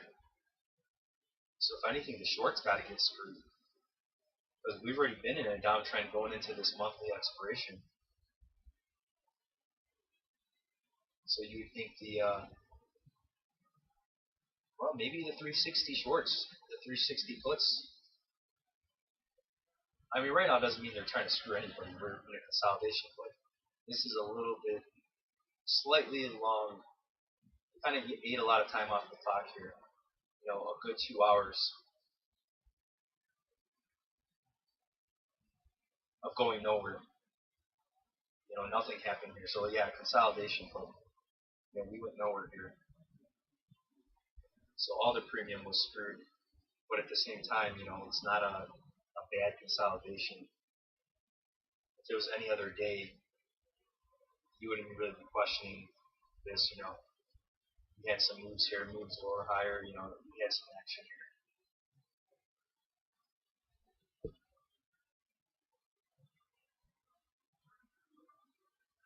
Let's see, look, this candle right here looks like it was going to be this candle. Where I was like, okay, start thinking about getting in short here. And then they faded it with this kind of doji. That's kind of weird the way it was played out here. and then now they're deciding. Hopefully they made their decision here. I would let the 365 close on this 15 minute at a minimum. Ideally 364 on the 15. On this current 5 minute, we want 365. Alright, here comes the first bell of the day.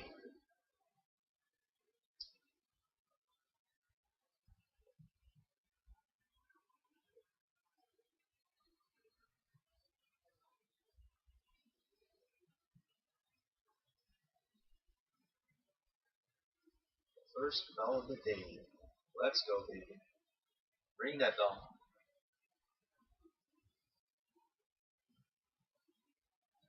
Let's go, ring it. Stop playing games here. Sucked in those longs, pulling that line. Trying to get in the middle. And I'll make him pay.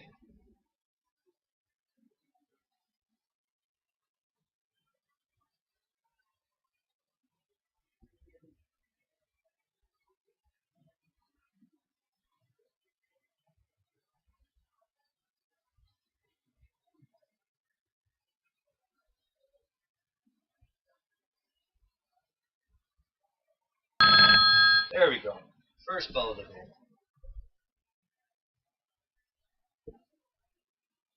54.50. I'm sorry, 64.50. They don't got enough time, so they're not even going to do 65 on this candle.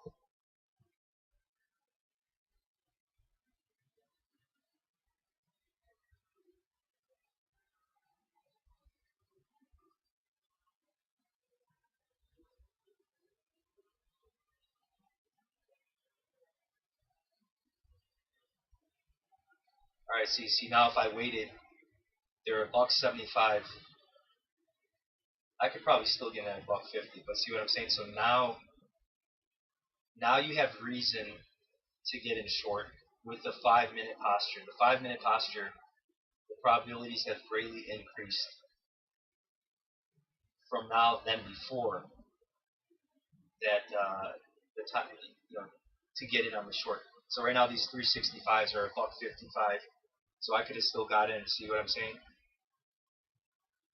But just less than a minute ago, they were $1.75. So we're not even below 365 here. So below here, you're talking getting close to $2 on these 365s.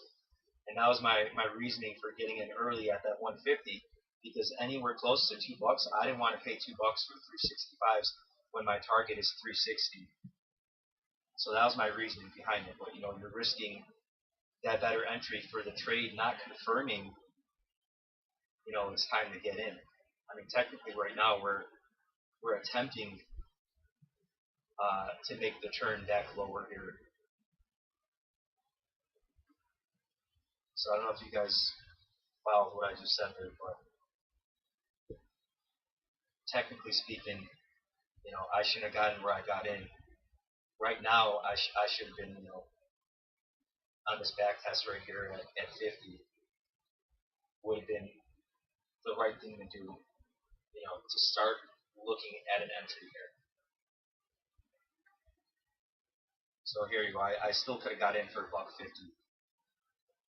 if I waited. Realistically, $1.55, $1.60. Let's just say $1.60. I could have got in at $1.60. Realistically, if this is it right here, if they hold this hold under this 40 here, or 50.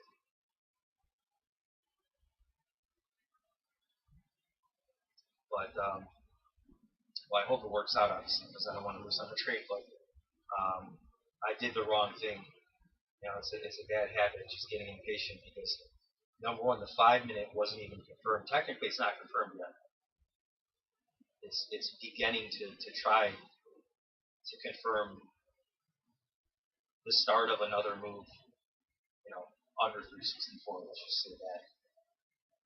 It's not even confirmed yet. But even more importantly, the 15 minute. The 15 minute. This is not a hot 15 minute at all. They better shape this up in the next couple of minutes here. they really need to stay under that 365 on this 15 minute. I mean, realistically, they on this 15 minute 364.50 ish. So right now this 15 minute is pretty ugly if it doesn't shape up.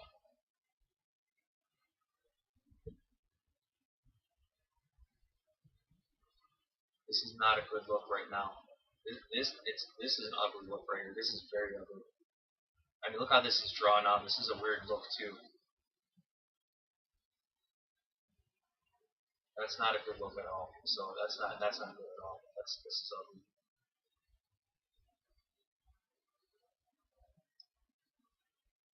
Yeah, well that sucks.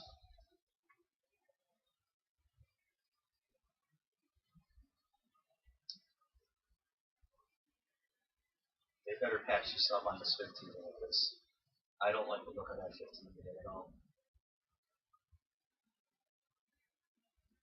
They better pop this to that 65, otherwise that 15 minutes is just going to look ugly. Not over, but ugly. Just not a posture you want to get excited about at all. At a minimum, it's a concerning posture.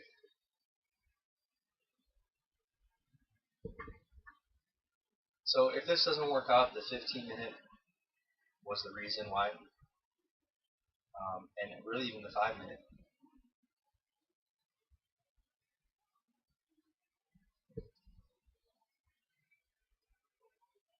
But yeah, this so far as is an ugly 15 minute close, very ugly.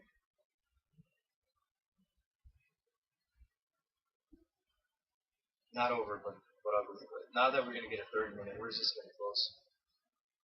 Yeah, so the 30 minutes just neutral right now. The 15 minute looks ugly, but the 30 minute right now is just neutral.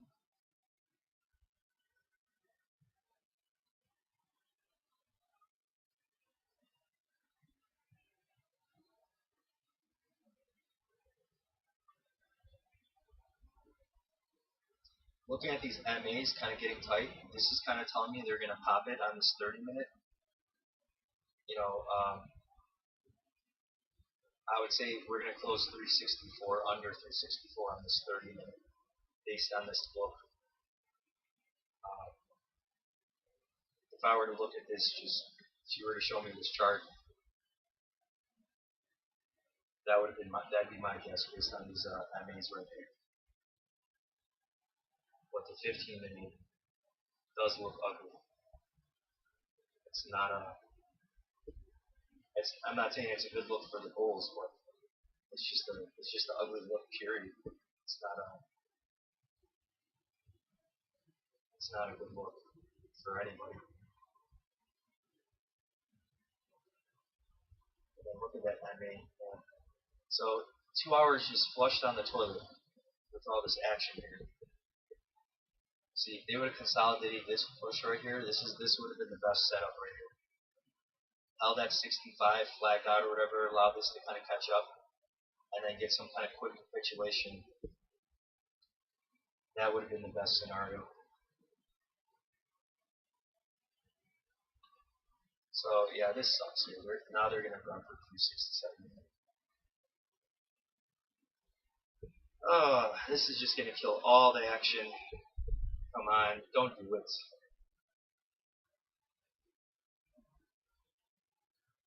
We wasted enough time here.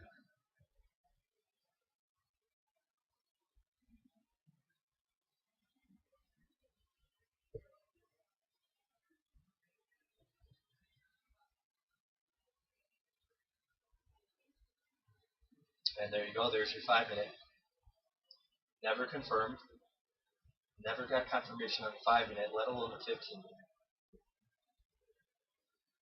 It doesn't mean this could fix itself, but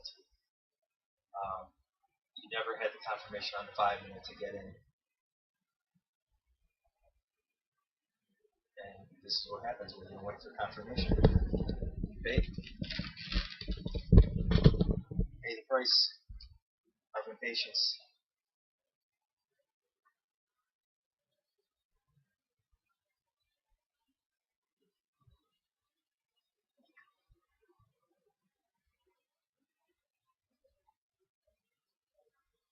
Now here's what sucks.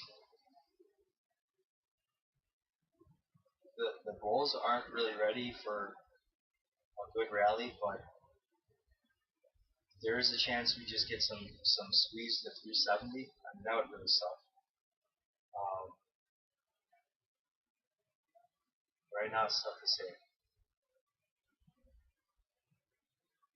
I don't think 370 has a shot, but possibly 360 if they make an attempt here to break this prior pivot.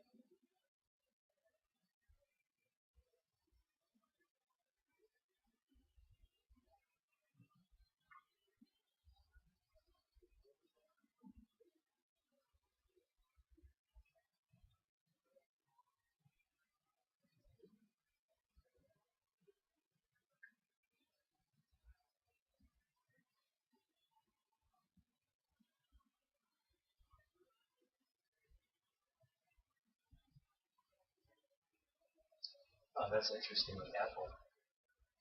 Apple's kind of leading the way based on that 5 minute. Apple's saying it wants to go higher.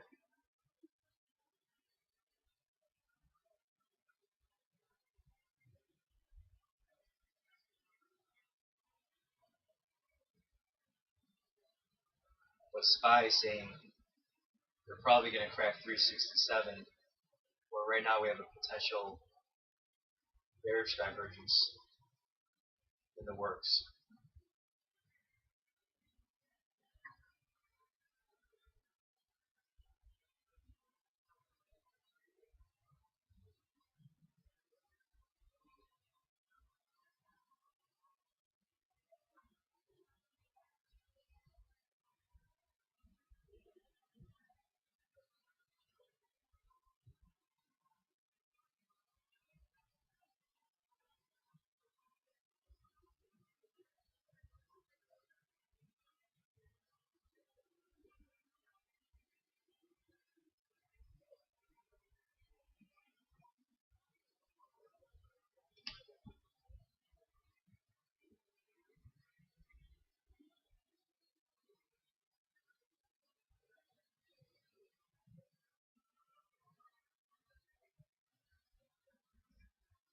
The price you pay. You guys were supposed to yell at me for not waiting for that 15 minute. You guys didn't yell at me.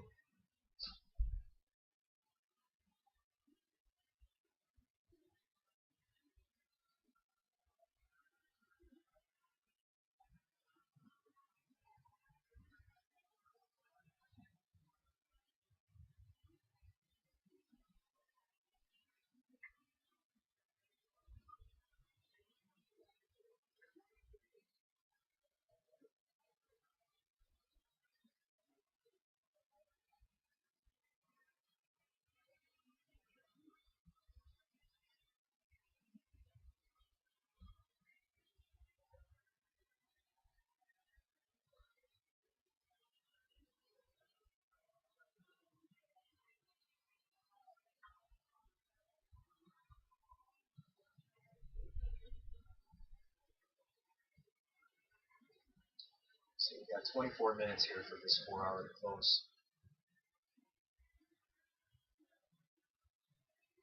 This was not what we wanted to see. This one, we wanted the semi-capitulation on this candle right here. So obviously that didn't happen. Because if we got that on this candle, on the next one, we could have got a very, very nice bounce. So now this is kind of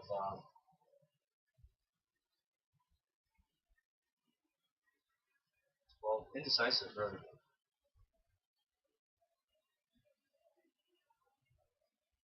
Because now it opens the door for, are they bouncing now? Are they going to go for 370 and then off that bounce then get rejected and close, possibly still right on the day?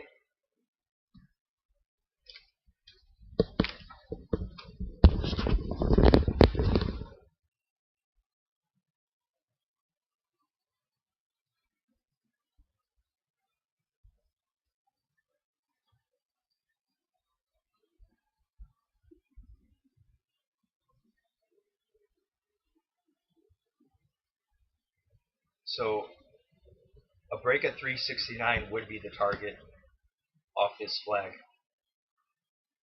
So this really sucks because obviously I'm losing on this, and then now, where's the bounce setup? They just pulled it out of nowhere.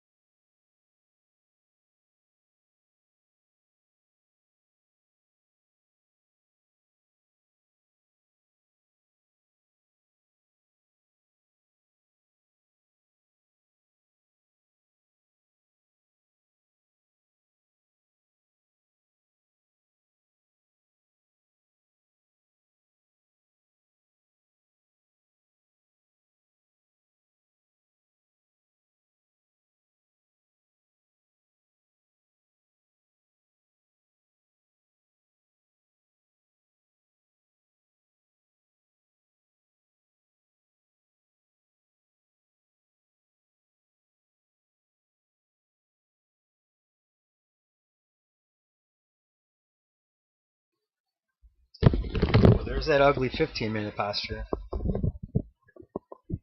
what happens when you get an ugly 15-minute posture. So now what sucks now too is because, you know, where are they going to go? Well, I think they're going to crack 369, maybe 369 and a quarter. That's about the flag target. But now for the bulls, you know, then what? Maybe they hit 370. So this totally will obviously kill the big bounce play. But it killed the chart for any really good move today.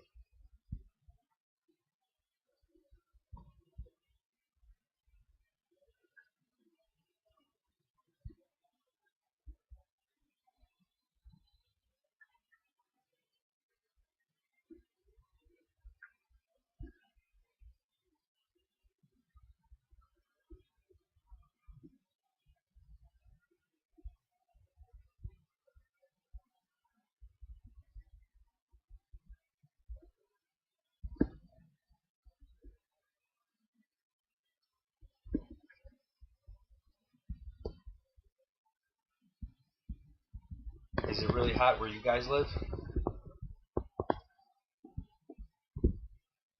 Have you guys had a hot week?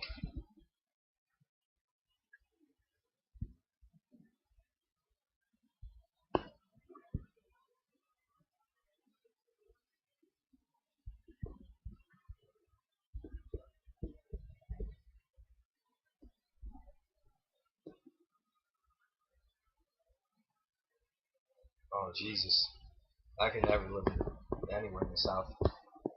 I absolutely hate the heat.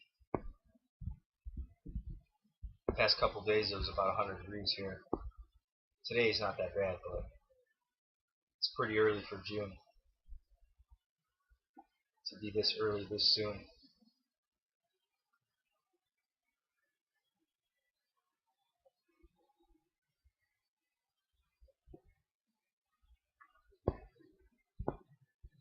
It's part of the reason also too why I haven't been on the past days, man. It's been so damn hot. With me streaming, it's just ridiculously hot in here. I absolutely hate the heat.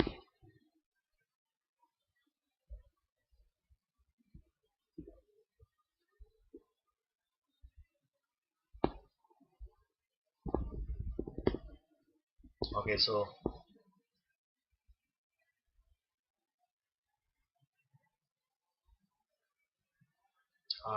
yeah. Where are they gonna go? Possibly make a run for high day.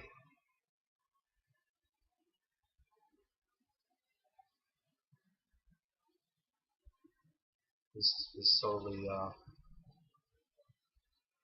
killed. I mean, we could still get moved. I mean, now it's still the Bears are still in control on the larger time frame. So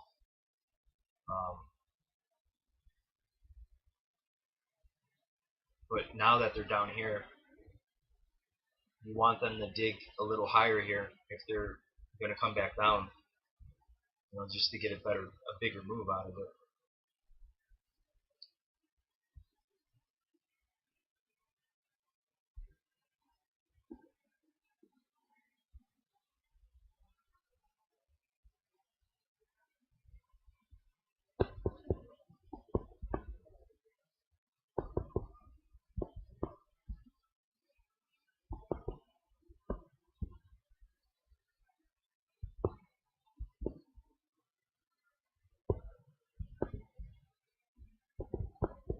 I don't think it could get that hot where you guys are. Doesn't all the pollution block out all the sun rays?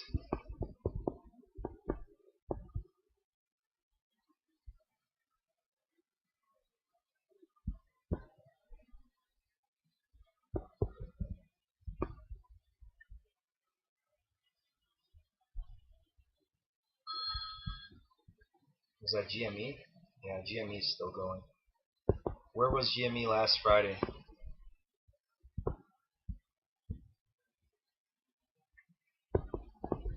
Not a bad move. It's just, it's not much for now.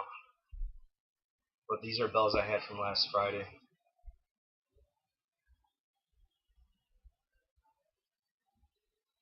Does it spike 140? Maybe. I don't think so. Maybe 136.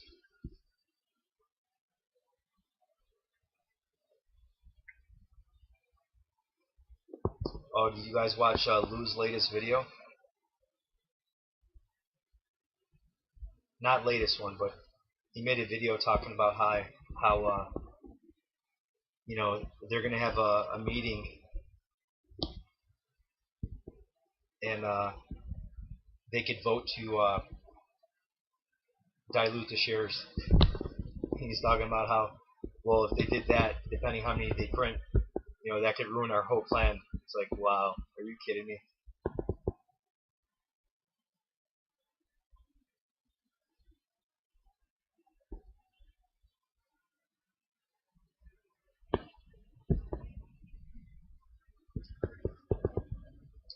I haven't looked at ES in a bit here. Let me see.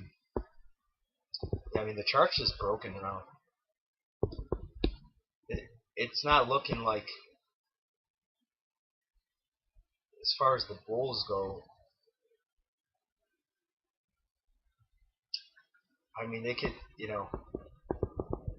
they could definitely make a run for 370, but I mean, right now the chart's just broken.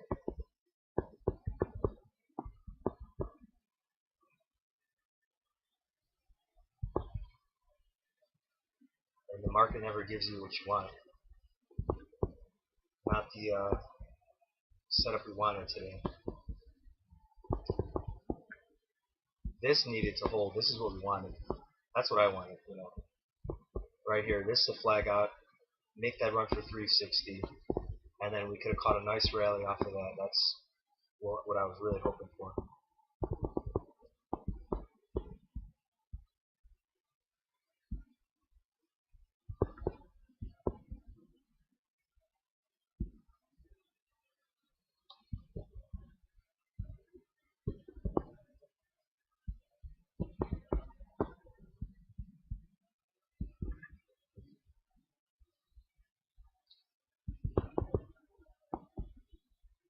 So the ES 4 hour, it's still not fully broken or damaged to to make a run for a low day.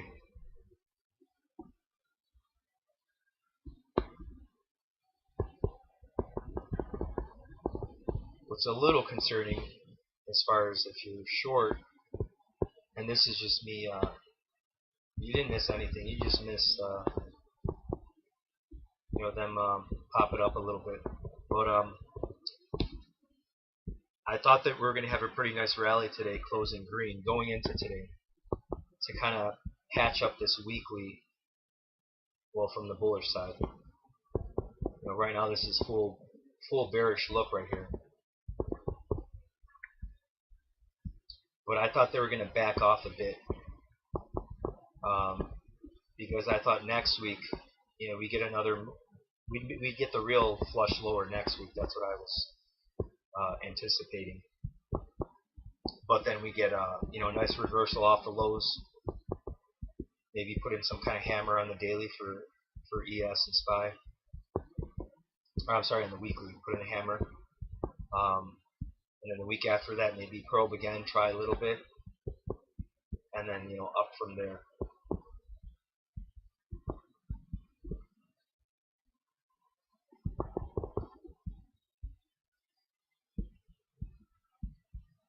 What's interesting, I had a target here from before.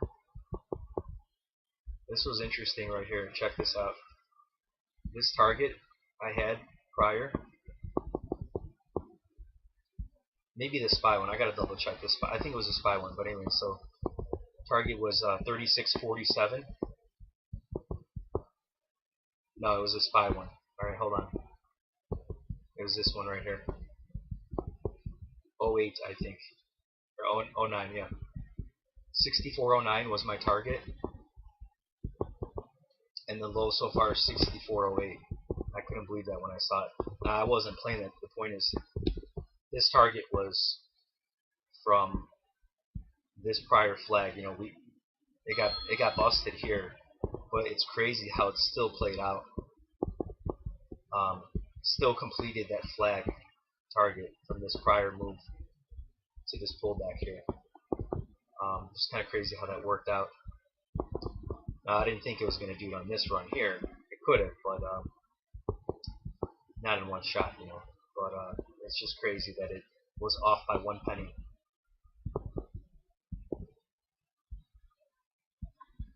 Is that GME again?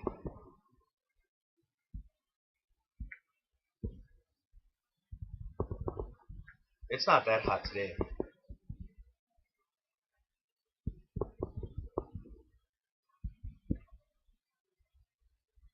I'm guessing that's GME. So this is part of the small caps. So technically the small caps had relative strength right here. I mean, you know, that's not running at the same time, but you know, it's not always going to be 100% correlation.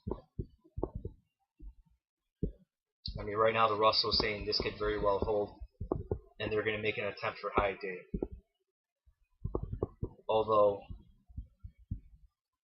normally on a big drop, on this pretty steep of a drop, normally they don't make it back up there the same day.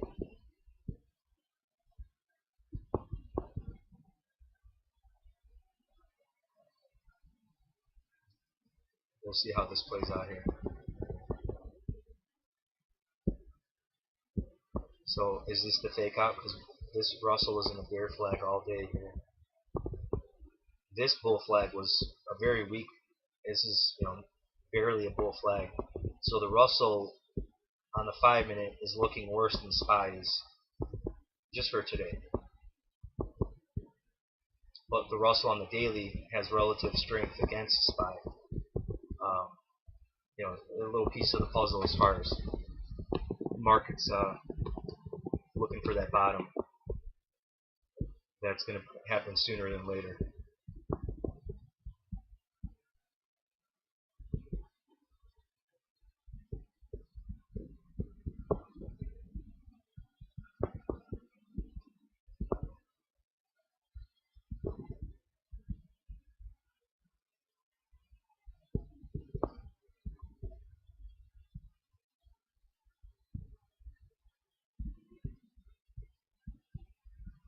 Yeah, they just killed the chart here with this move.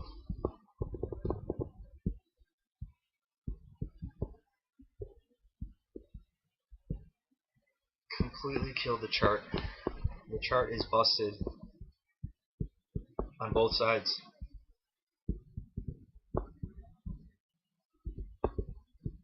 Right now, as far as to close out the day, the bears still have the edge because of the larger time frames. But I mean, you know, intraday here, there's it's anyone's guess right now how they're going to push this.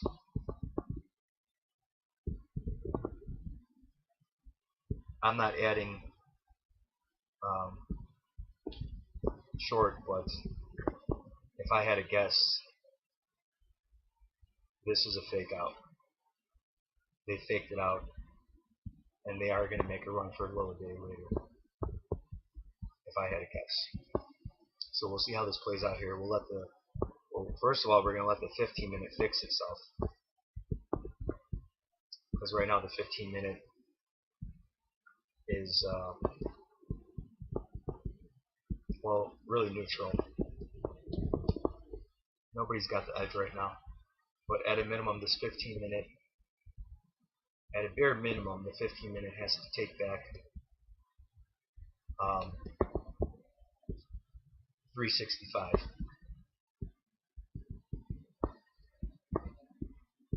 So the bears have to take back 365. So hypothetically, if this candle took back 365, you know, you're going to have plenty enough time to get in on the next candle, possibly even the candle after that. So let's see if this fake out here is playing out here.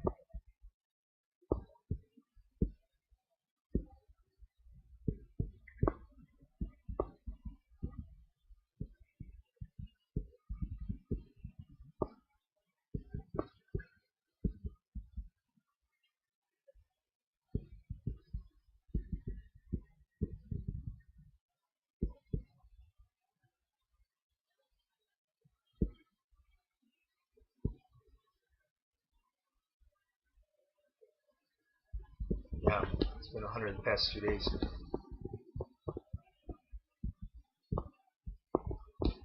I hate the heat. Especially since I'm streaming. It makes it even worse. But even without streaming, it's still hot.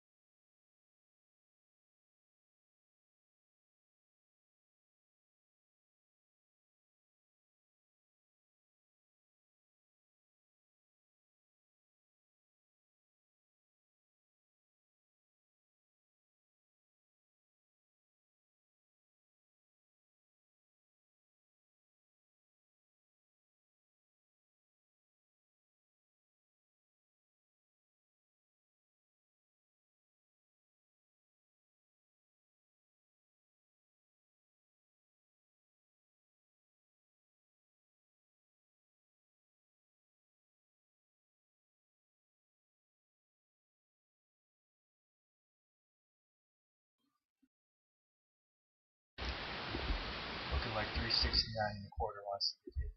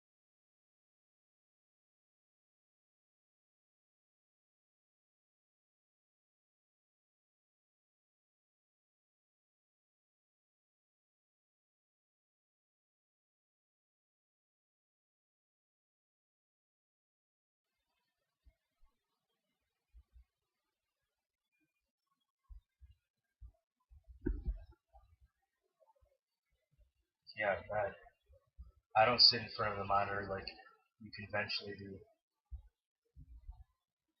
I'm sitting further back. I'm not at a desk.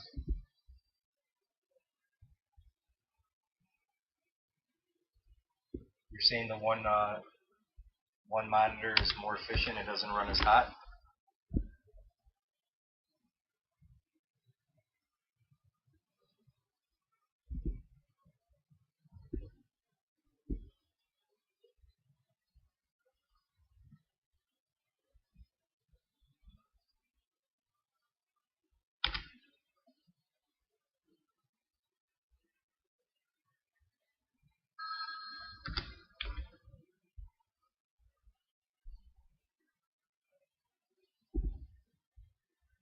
Alright, they need to flush to 366 to really kind of take it back. Bears really need to crack this back open to the downside to shake it up. But that 369 and a quarter was approximately target off the this kind of flag right here. But right now, you know, this is extended, so it could still hit it. Either way, that's gonna suck because this move right now is, you know, not a bad move, but it had so much more potential over here. If they would have taken that second leg to 360, that's what I was really excited about going into the thing, but they didn't do it. They didn't have to crack 360, but close enough. I had 360 and a quarter on the target.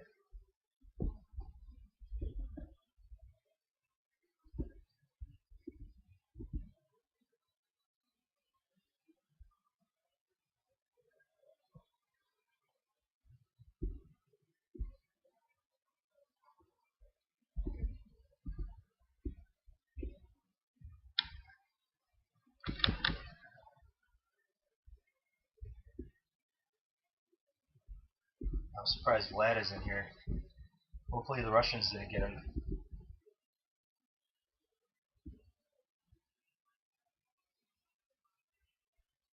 No, I'm just sitting tight right now. I'm not doing anything until the chart. Well, right now, you know, likely we should be pushing higher to 369. But right now it's even a little sketchy for that.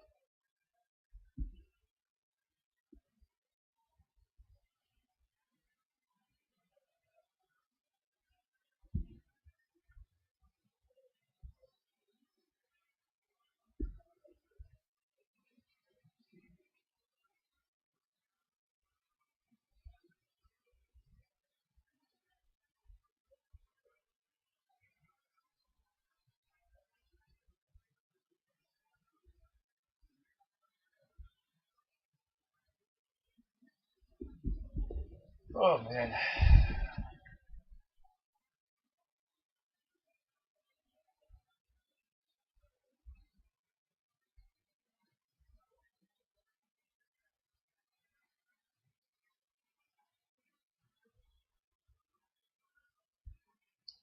Let's see. What's the target on that flag? I think it's about 369 and a quarter.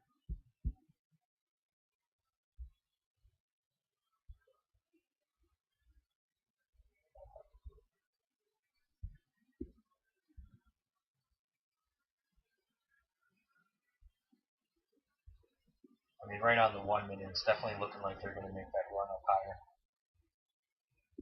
But the 5 minutes a little sketchy here. As in, I'm not crazy about it, but maybe that's why it's going to work. 5 minutes saying they may try to do it. It's looking like they're going to do it. But because it's not the best posture, they could pull the rug. The 1 minute is looking good, that they're going to push higher. The 1 minute has a better posture for a 369 run than the 5 minute. But target is 369.10 off that flag. They should get there. Now, what happens after this is a whole other question, because this look here is not saying, they're going to hold and just keep grinding until it close.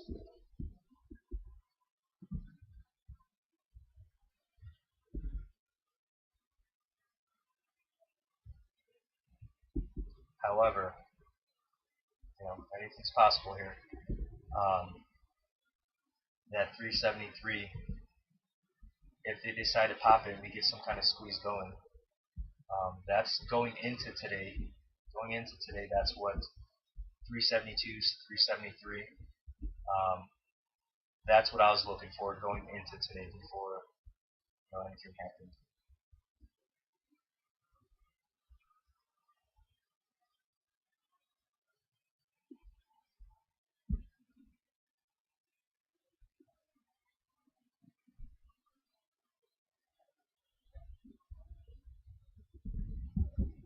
Oh man.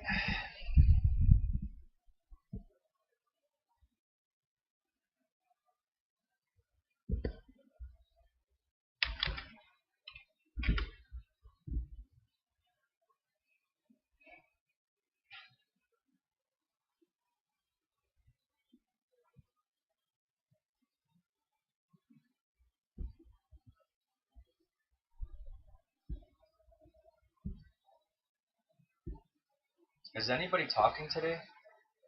Not the Fed, but Biden.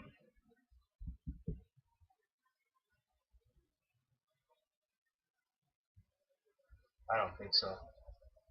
Just wonder if there's anything that could possibly shake up the market. Because I'm gonna be surprised if we just have a muted close. Like we're gonna see some kind of movement, substantial movement by the close.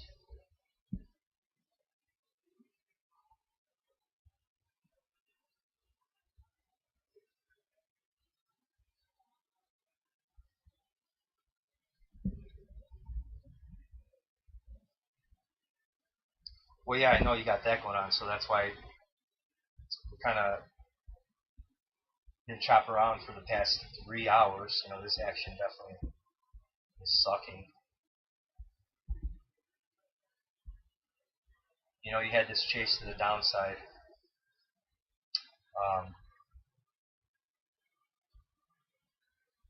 And then that was it. A couple moves higher and lower. So, not a horrible day, but I mean, this was the move. This is it all day. If you take this away, then it's just a really boring day. So here's a sketchy 5-minute. Let's see if this plays out, because I don't think they come back here and hold it.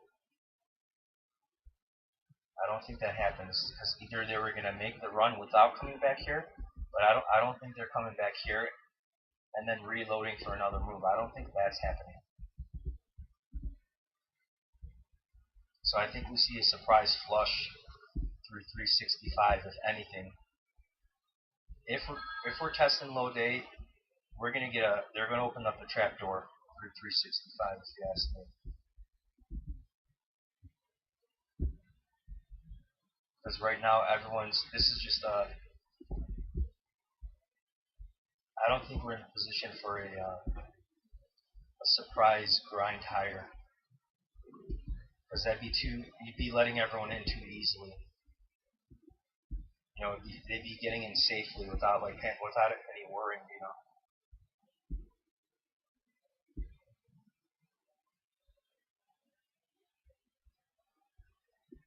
Well, I didn't notice that. Wow.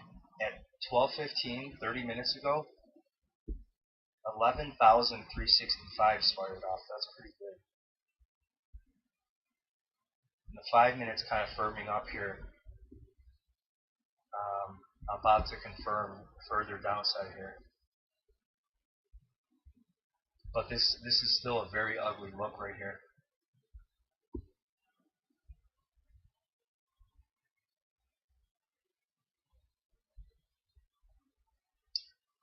So yeah, no good setup here.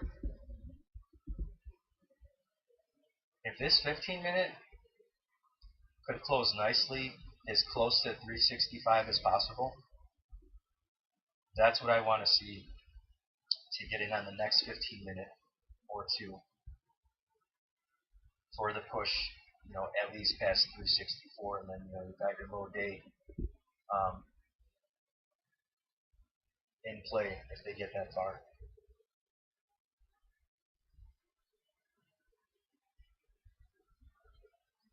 But I mean, just look at the chart right here. The chart's busted. There's nothing here. Well, what do you see here? What do you see? So you had a bull flag here, but this too deep of a cut. This made this a bear flag. I mean, now the chart's just busted. I mean, you can't even say, oh, is this like a double bottom? Like, it's just an ugly chart right now. There's really nothing, no clear pattern to go by at the moment. You got this stupid big candle right here. So at a minimum, they need to close above this candle on a 15 minute for the bears to take it back.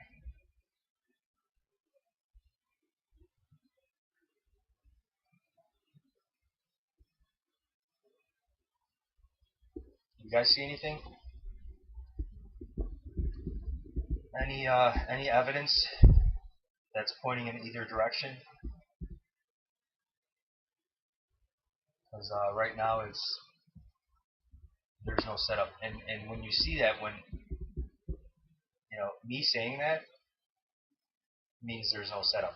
I mean, it doesn't mean nothing. It doesn't mean something can't happen. But the point is, if you're not seeing anything, then there's no setup. What are you trading?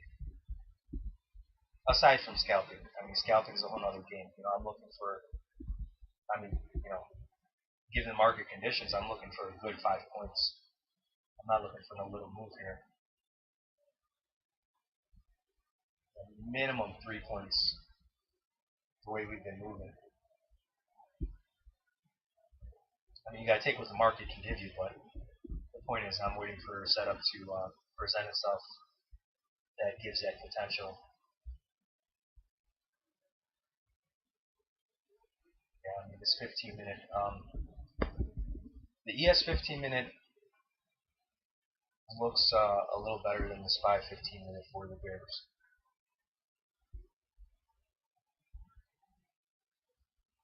I mean, it doesn't look great by any means, but it looks a little better on ES for the bears than it does for SPY. Just a little bit.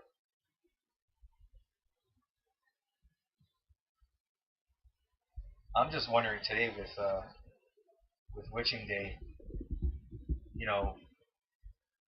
with this surprise move lower, where were people piling into? So this was the big gap down yesterday. So when you're talking monthlies, in here or whatever, people were probably just buying the 375s, okay. Well, we're already below 375. So, that asks the question then, where's most of the money now? At what strike? After this big gap right here. Where's the money at? The people that were in the 375s, they got paid already. They're already in the money.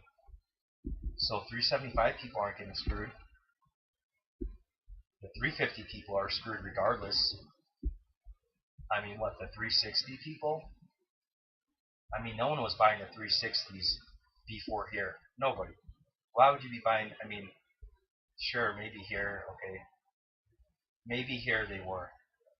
But when you're talking monthly expiration, people buying here, that's just any other week.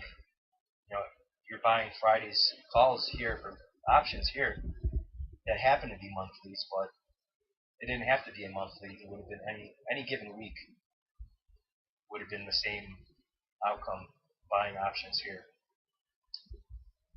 So, when people were buying these June puts, back here, You know, they were probably buying the 400s, you know, maybe the 380, 375s, you know. So that's what I'm trying to figure out.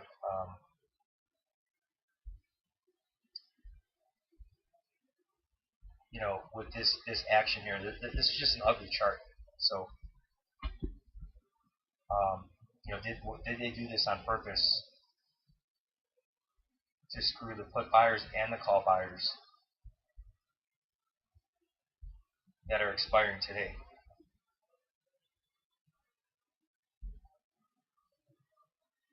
You know, as far as today, the call buyers, it's the 370s for today. Maybe even the 375s for today. But the put buyers, I mean, it'd be the 360s, right? So, I mean, are they going to flush into the close the 360 and then the 360 people were right, but they got screwed because there's not enough time? I don't know. I don't get it. I don't see why you'd have to have this this kind of messy chop to be screwing option buyers when, based on where we are, who are you screwing? We're well below 375. All those people got paid. They're in the money. So now who's next? What number, you know? I mean, aside from the next round number, 65, 60, 55. But, you know, we were above 375 earlier this week. So it wouldn't make sense to have, you know, 360 buyers. If anything, 370 buyers. I don't know. Oh, man. Why did this have to turn out this way?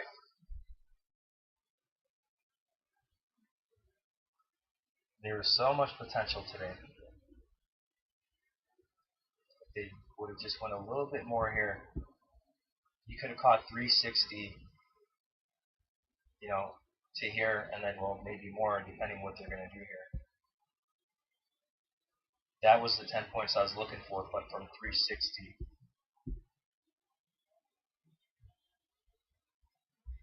That's a shame.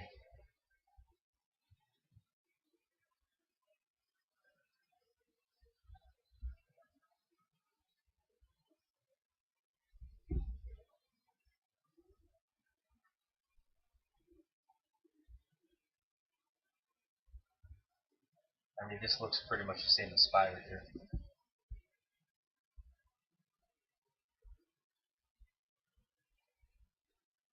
SPY pivot. Apple's closer to the SPY pivot than SPY is. This is that prior pivot for SPY. It looks like it's a little closer. Yeah, it's a lot closer actually, relative to SPY.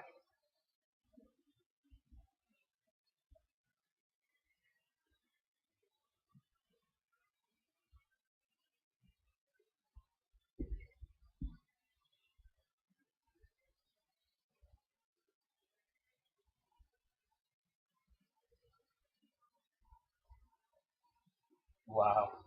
Look at this turd. Man, this is, you want to talk about a manipulated stock, look at this piece of shit. Look at this range the past 2 days. Less than a dollar point range. Talk about garbage. They're just holding it here. People are buying, you know, buying the dips here. Taking the bottoms in. And then they take another leg down like that.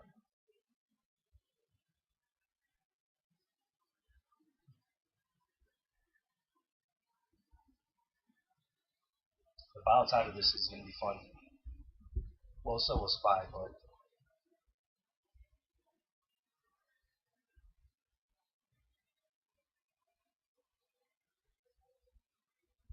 man, this is brutal.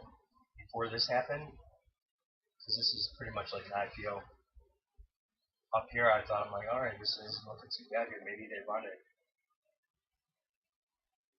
This thing got hammered down over 50%.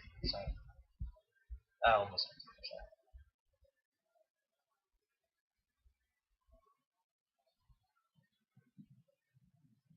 This ain't done. May take a little bit more time here, but I think this is going to go for another run. It just sucks. Hopefully they lift that option ban on it. You can't buy any options, which is stupid. What is that crap? How come you can't buy options on this? It's not like it went up 1,000%, like back when they did with GME. You know, you could only close your positions. That's a bunch of bullshit. That's how the game's played. You know, they could turn it on and off when they want.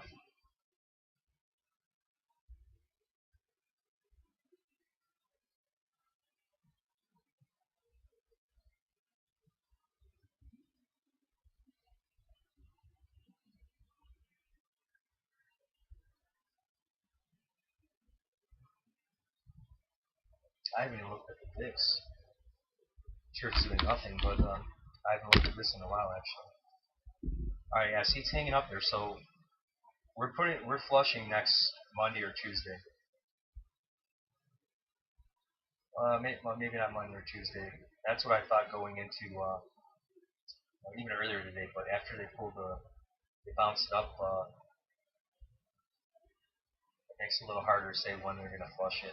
But next week for sure. This is hanging in there. It's looks like it's hanging there, getting ready for the next pop. Who knows if they didn't break that high right there? Because the VIX has been kind of lagging as we've been bleeding these past days.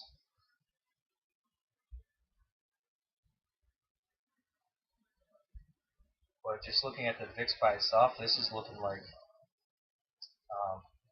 this may get a pop into the close.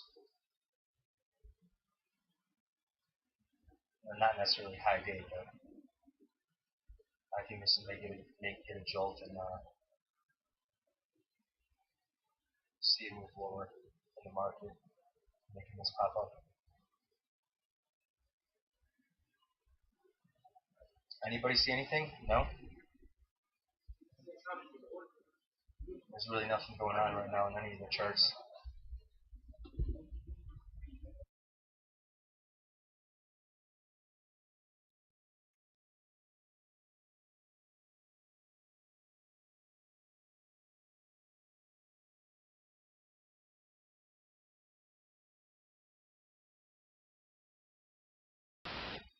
Yeah, pretty much.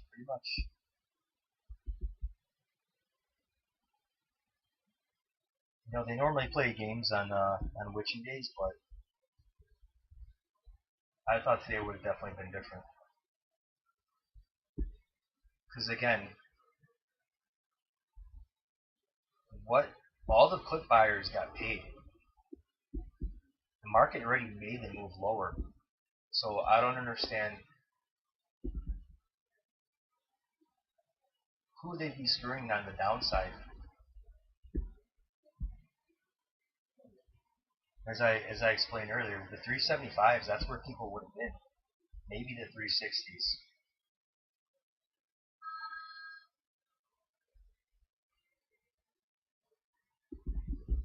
Oh.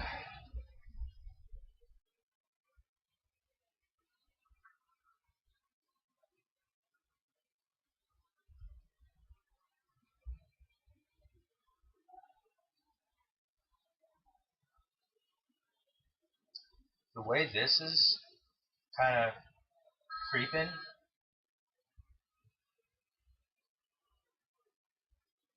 and also the way this is kind of, my bad. This and this, well, before this candle, it was you know, if they push it lower, it's going to come out of nowhere. Kind of the way the chart is the posture of the chart. But for right now, they're pushing it higher. You got the meme stocks getting pumped.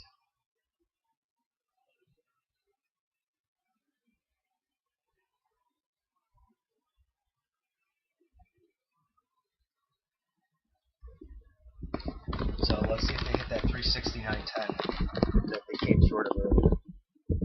I don't know. I don't see that happening after all this time here. Again, this chart's just busted. either direction. There's no setup at all. Oh yeah, the 4 hour. I forgot about the SPY 4 hour. Now right now this hourly, man,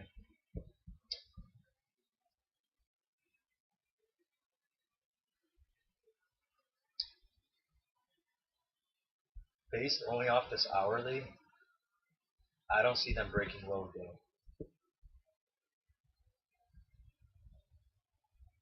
This doesn't have the posture to support. Now again, they could always spike it and all that stuff. I'm not saying close low day, but even breaking low day, that would be a surprise. Based on this hourly, that would be a surprise. If they break low day, it's not going to happen until definitely the last 30 minutes. Probably not the last like 10 minutes. Just like a panic sell into the close to a new low day based on this hourly.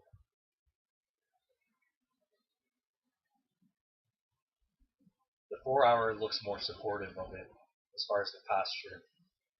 You know, the 4 hour makes more sense that okay, yeah, they could break low day to the close. You know, paint a candle up here. That makes sense. But that hourly sure doesn't look like it. Now let's look at SPY 4 hour, and this one is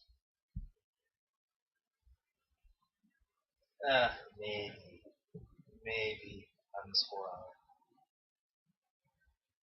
The ES 4 hour looks the best as far as okay, they can maybe break low day to close. But everything else is it does not look like it. We got 3 more hourly candles after this. See, the interesting part too is if we're capitulating next week, they're unlikely probably to dump it into the close. You know, letting everyone in. I don't know, tough to say. Very tough to say. I would say that's an unlikely scenario. They're not going to let everyone in to the short side if you know they're going to see 355 Monday or Tuesday. That's not that far away either. The premium alone is going to be sucked out of those options.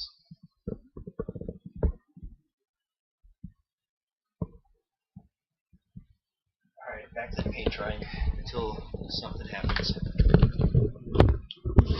I'll come back if I hear a bell ring to the downside.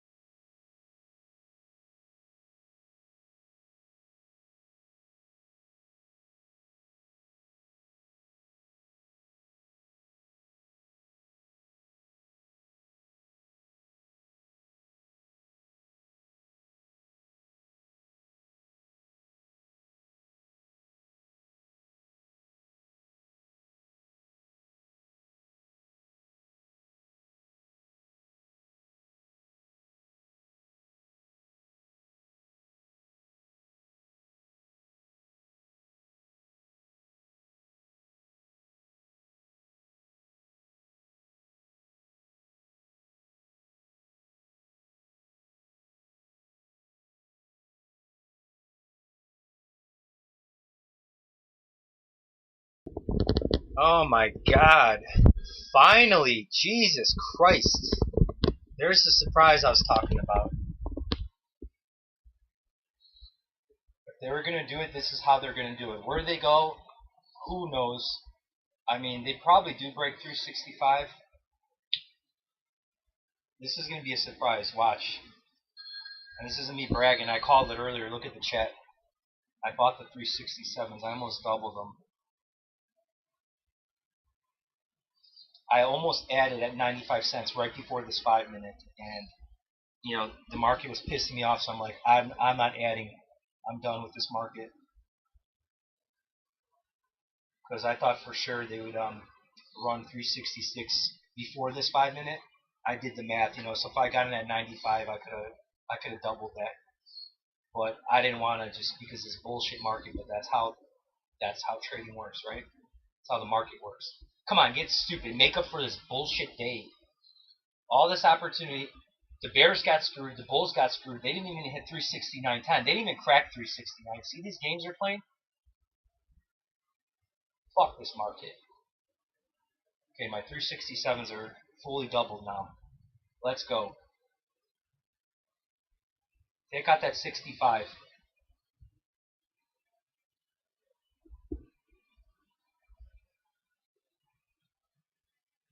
See, even though this happened, like I called it, it's hard to play.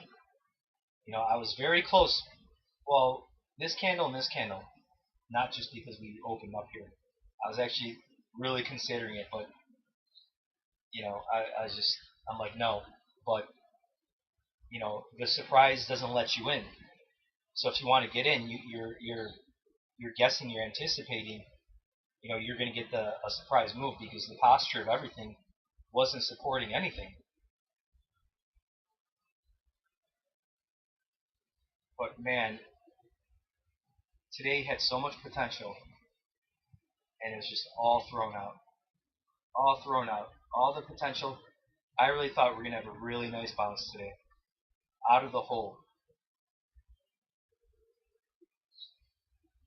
From like 10 points. Well, you guys heard me earlier this morning. You knew what I was calling for, or hoping for.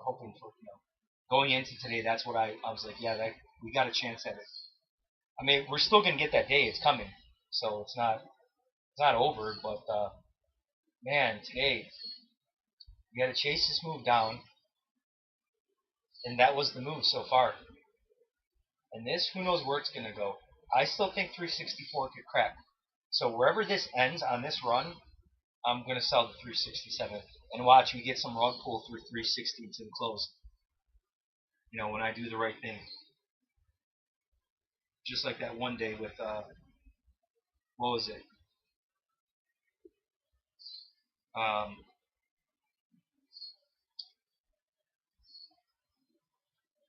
don't even remember. Damn, what was that one day? 4 or 550? The day before all this started? It was right here. This day. Yeah, 405.50 right here. This day. I do the right thing, and then it starts one of the best sell-offs in recent years. Come on.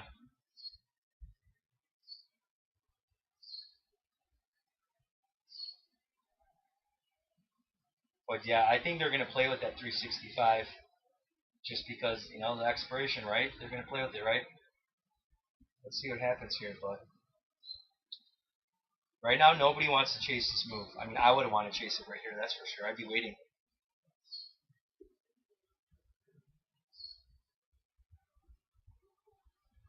Oh, damn you. Oh, I thought that said 220. Oh, okay, you didn't give that much back. Yeah, that sucks. When I first read it, I thought it said 220. So that ain't that bad. We should get one more push. Do they crack the 65 on this current run? I don't know, man. I don't know. It's anyone's guess. But this was the surprise I was talking about. They weren't just gonna. I mean, this could be the start of a bigger move, so they could break out, come back, and then go again. But the point is, they just went for it. Yeah, that is a nice one either way, so don't worry about it. So now, are they going to mess around? Is this a bullshit move and they're going to come back up? I mean, who knows, man? This market sucks today. But the 15 minute says it needs to wait. We could easily just have a doji or whatever. It could close like this. That's perfectly normal. It would be normal to close, or to look like this rather than paint another candle. That wouldn't be normal because you have all this bullshit from earlier and all this bullshit here.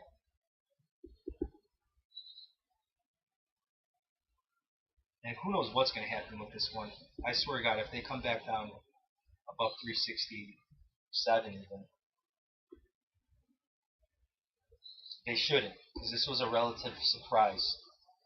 And like I said, the 4 hour, the bears are still in control here. Now look at the 4 hour. See, let's clean it up. Look at that tail.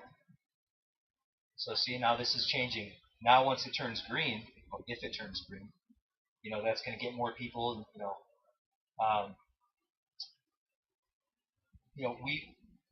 It's a long shot right now with all the time we wasted today. But I mean, we very well could dump it to the close.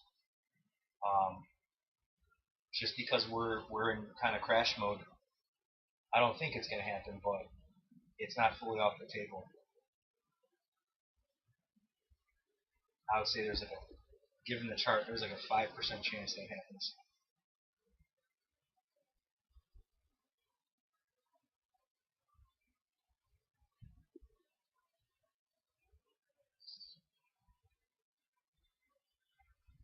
I actually got to go make my food. I think I'm going to leave. I really even don't care, if I give away profits or whatever. Today's just really annoying. A frustrating day with this chopping, whipsaw up and down.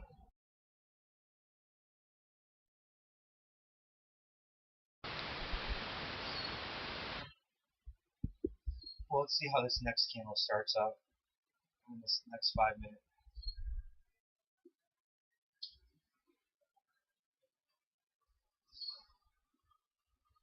Close at the 50 mark, whatever. I mean, again, this is how it should have closed. But given the look right here, we're not gonna. I mean, they can make a run on this candle, but it probably won't happen until the next candle.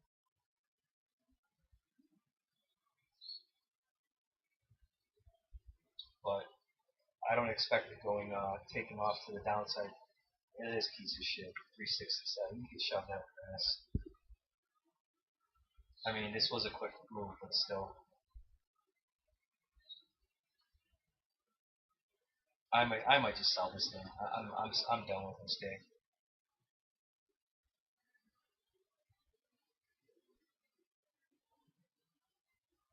If they can't hold under 367, I'm selling this piece of shit.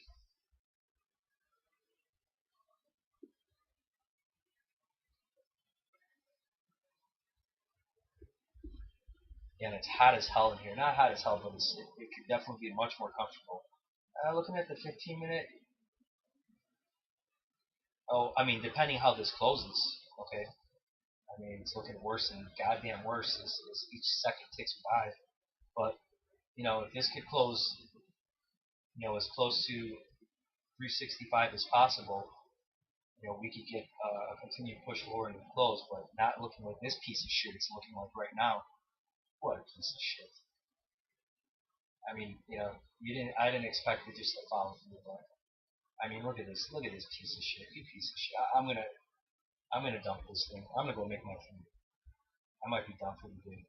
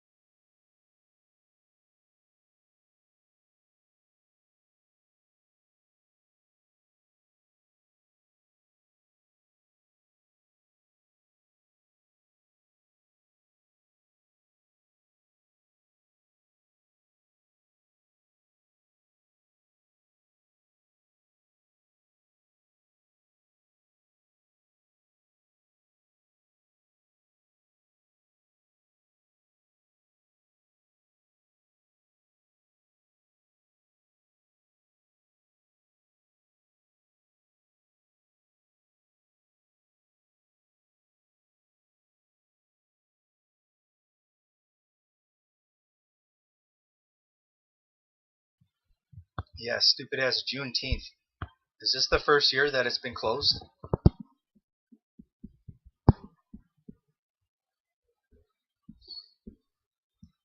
Right now it's a gamble to do anything into the close. Unless it's a scalp. I mean, right now it's looking like they are going to crack 365 into the close. Based on the posture of this 15 minute. But, I mean, also with this posture, they really could just do nothing. New holiday. That is so stupid. We're going to lose a day of trading for that bullshit. Jesus Christ.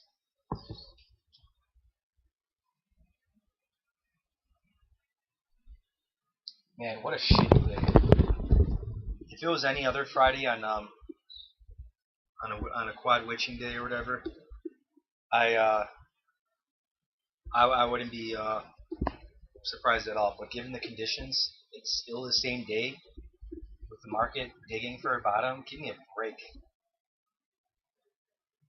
Give me a break. Like I said before, what put buyers are you trying to screw here? Other than your normal Friday expiration put buyers. All the 375 people are in the money or they already got paid.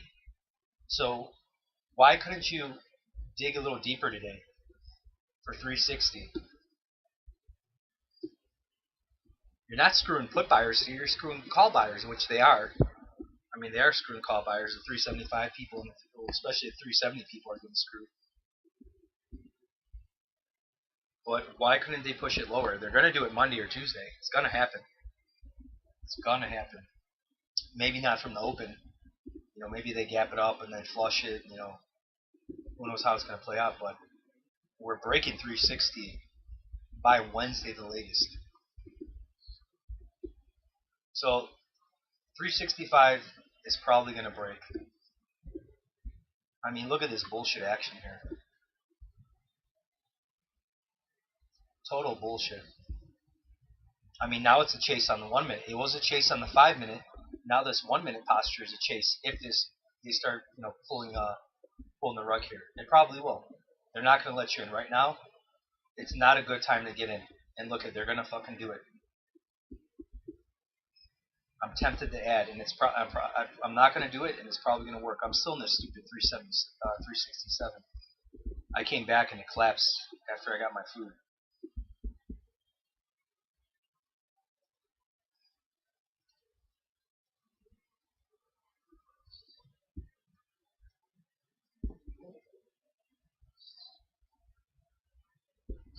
What a waste of a day. They're going to do it now. It's going to be a chase again. Watch. Look at this 1 minute posture. See this? See this? Look at the 5 minute that first broke us out. It's the same shit. See this? This broke us out. This kind of stupid posture. Now look at the 1 minute here. It's the same bullshit. The same bullshit here. I'm just like, okay, now we're going down. And so, I mean, this is pure manipulation. I mean, you know it is. The market makers are trying to make their money from the option buyers. This posture just to turn and now, okay, now it's going to rip. I mean, I'm not saying this is going to go straight, you know, straight through that pivot, but that's probably where this is going to lead.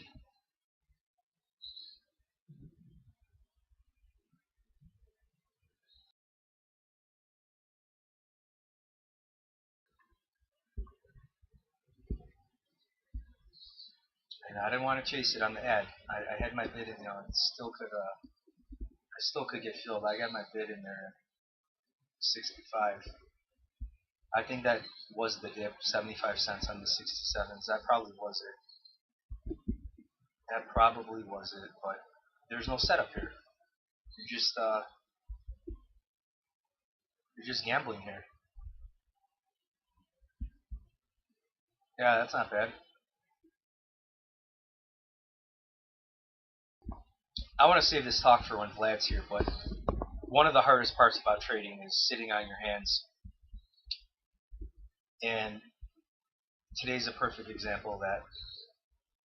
And it's very hard to do, sit all day. Now they're just going to go straight. They did it before.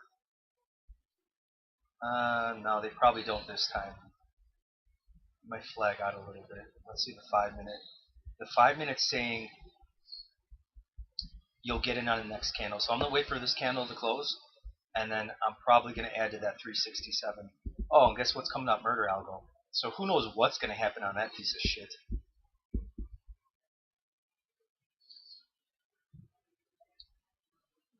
I mean, it's going to be a spike if they do it here. It is definitely going to be a spike. Because the 5 minutes not supportive of, well, I mean, we only have 2 more candles left, but it's not supportive of, like a sustained move, if you want to call it that.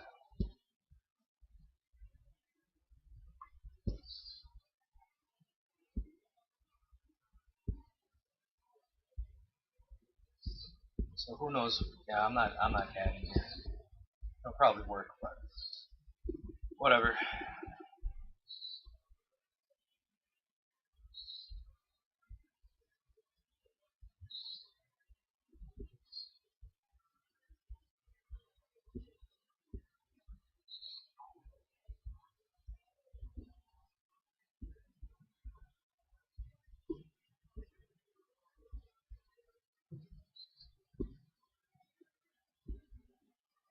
I mean, this is just a pure gamble. Even scalping, you gotta be very careful. No matter what you're doing here. Based on the posture going into murder algo, I mean, there's no reason to be in a trade now. And see, that's why trading's hard, because this whole bullshit day, it was, man, all week has been like this. The days that I wasn't here, I didn't miss anything. The Fed day, yeah. The Fed day, yeah, you know, there was a pretty good easy long. You could have got in a couple of times and made money long. But other than that, this week sucked. For the trading I like to do. You know, I'm not a scalper. So I'm looking for a bigger move. In this market, you know, minimum 3 points, you know. Ideally 5 points in this market. That's an ideal trade in this market.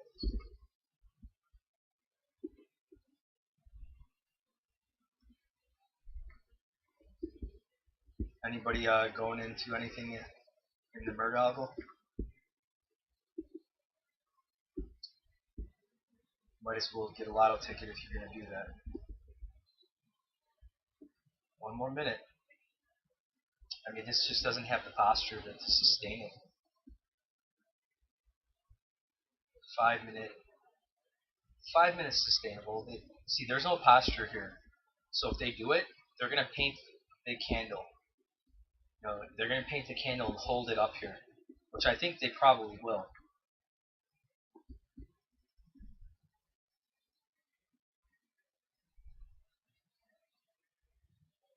I think they probably will, because I think Monday or Tuesday we're going lower.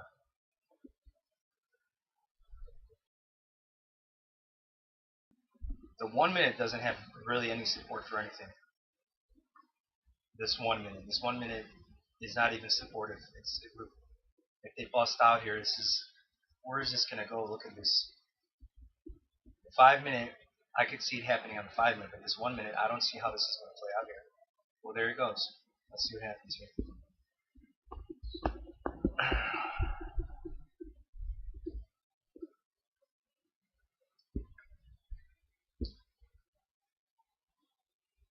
So see, yeah, I didn't think it's going to take a few candles to settle in if they're going to go lower, because this 1 minute posture, we're only talking a 1 minute here. It's not ready for anything. It needs more time.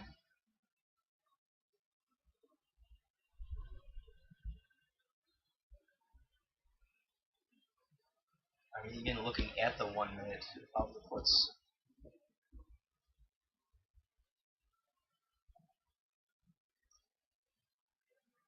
I'm trying to, the 1 minute of the puts, you know, we're going to need a little bit of time here for these 67s to go to $2. The 5 minute. The 5 minute could pop here, so we could pop to the downside. They could dump it, but it's just it's a gamble. It's just a gamble, and that's why it's going to work, because I didn't have I didn't add, so it's gonna work.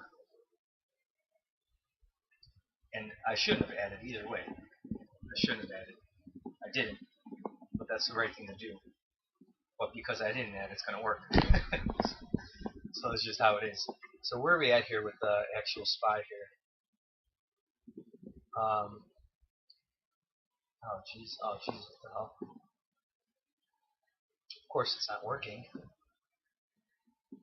So yeah, they're probably gonna jam it. 65 may crack here. 65 may crack here.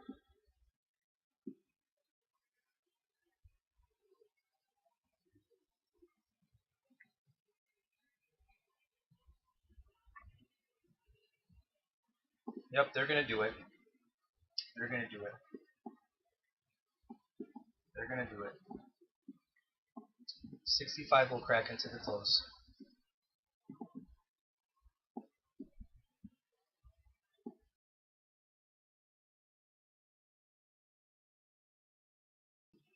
Right now there's no posture for anything. But I mean the 5 minute is the bears have the edge right here going into the close. So do they crack 65? I mean, we'll see.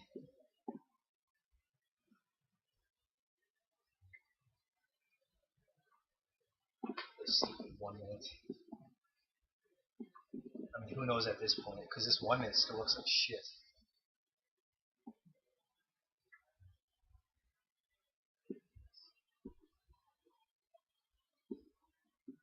This 1 minute still looks like garbage.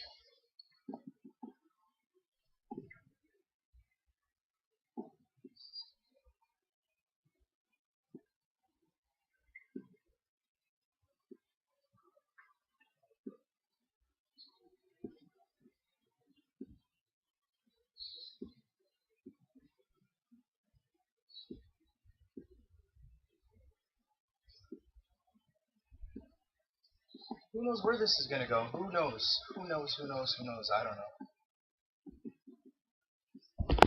Oh, that's nice. I gotta put in the password right now. Good timing to put the password. I hate Tasty Works. Your session is expired. Don't pull that shit. There should be an option. Leave me logged in. Why isn't that an option? It randomly will pop up that stupid shit. To log you, but you gotta log back in.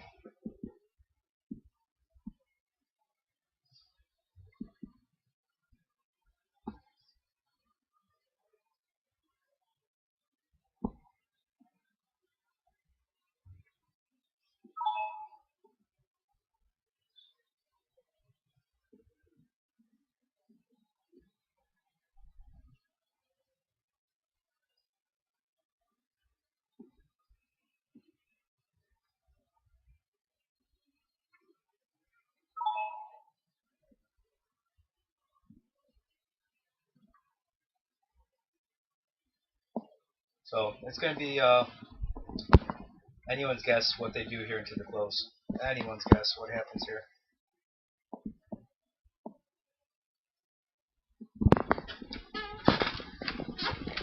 I mean, if they don't even make a run for 365, that would be retarded. That would be just stupid. But that's probably what will happen, because it's that kind of day, right? The 1 minute's still not supported. The 5 minute, they could jam it. That's pretty good volume on the MERT. I mean, normally you get volume there either way, but you know, now I guess they got to screw any 365 people if they're going to run 365. So that's what's at play here. Who knows? Who knows? Who knows?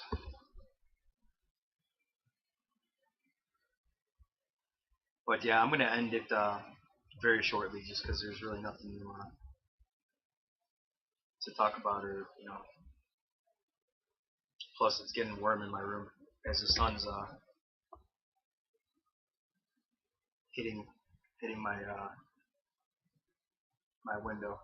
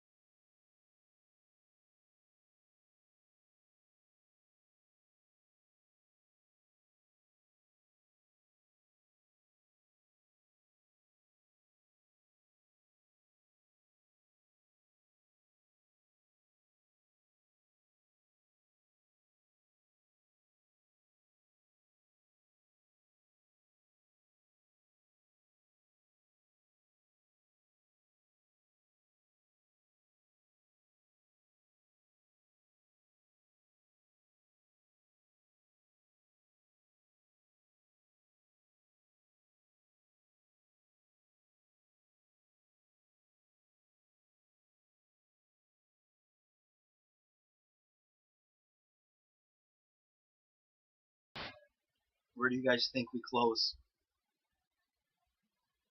If I had to guess, I would say we close under this 55 or 65.50.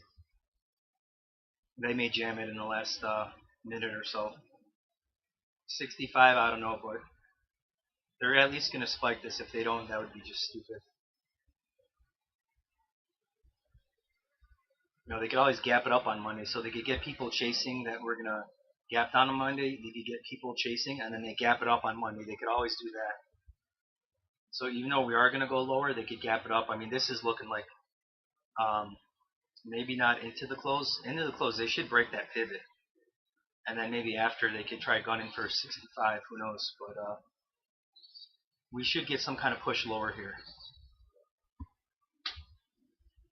At least to 65.5. You know, this whole time they're screwing the 65 people. So into the close, you know, they ain't gonna make shit. You know, even if they crack 65, all those 65 people, unless they're buying right now, they're all screwed. All the 65 people.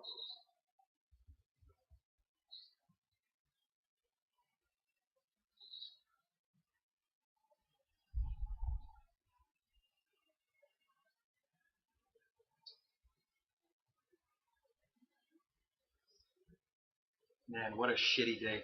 I mean, they should already be jamming it. It's just kind of stupid that they aren't even pushing here, but that 1 minute was pretty sketchy.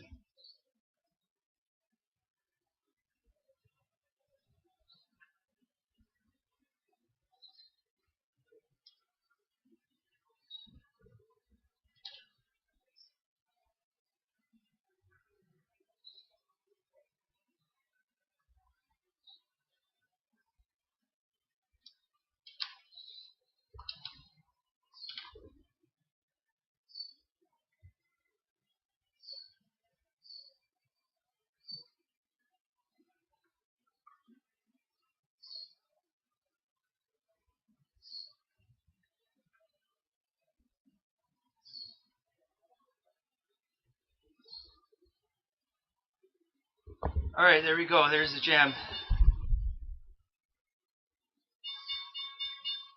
Whatever little push that they had left in them. Alright, this should keep going a little bit more.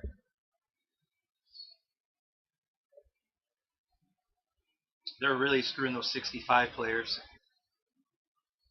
Really screwing it, giving it, you know, stiffing those 65 buyers.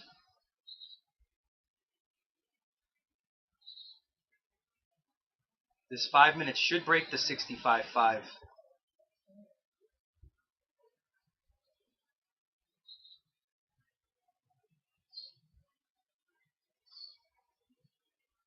Which it didn't yet.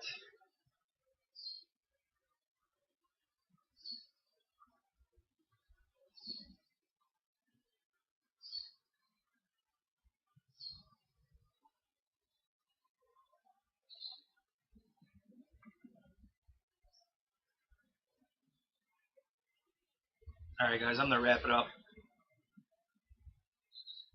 Hopefully next week we see the real action. Because this week was pretty shitty. Alright, well you guys have a good weekend. 3-day weekend, get rested. See you on Tuesday. Hopefully everyone's back on Tuesday. Peace.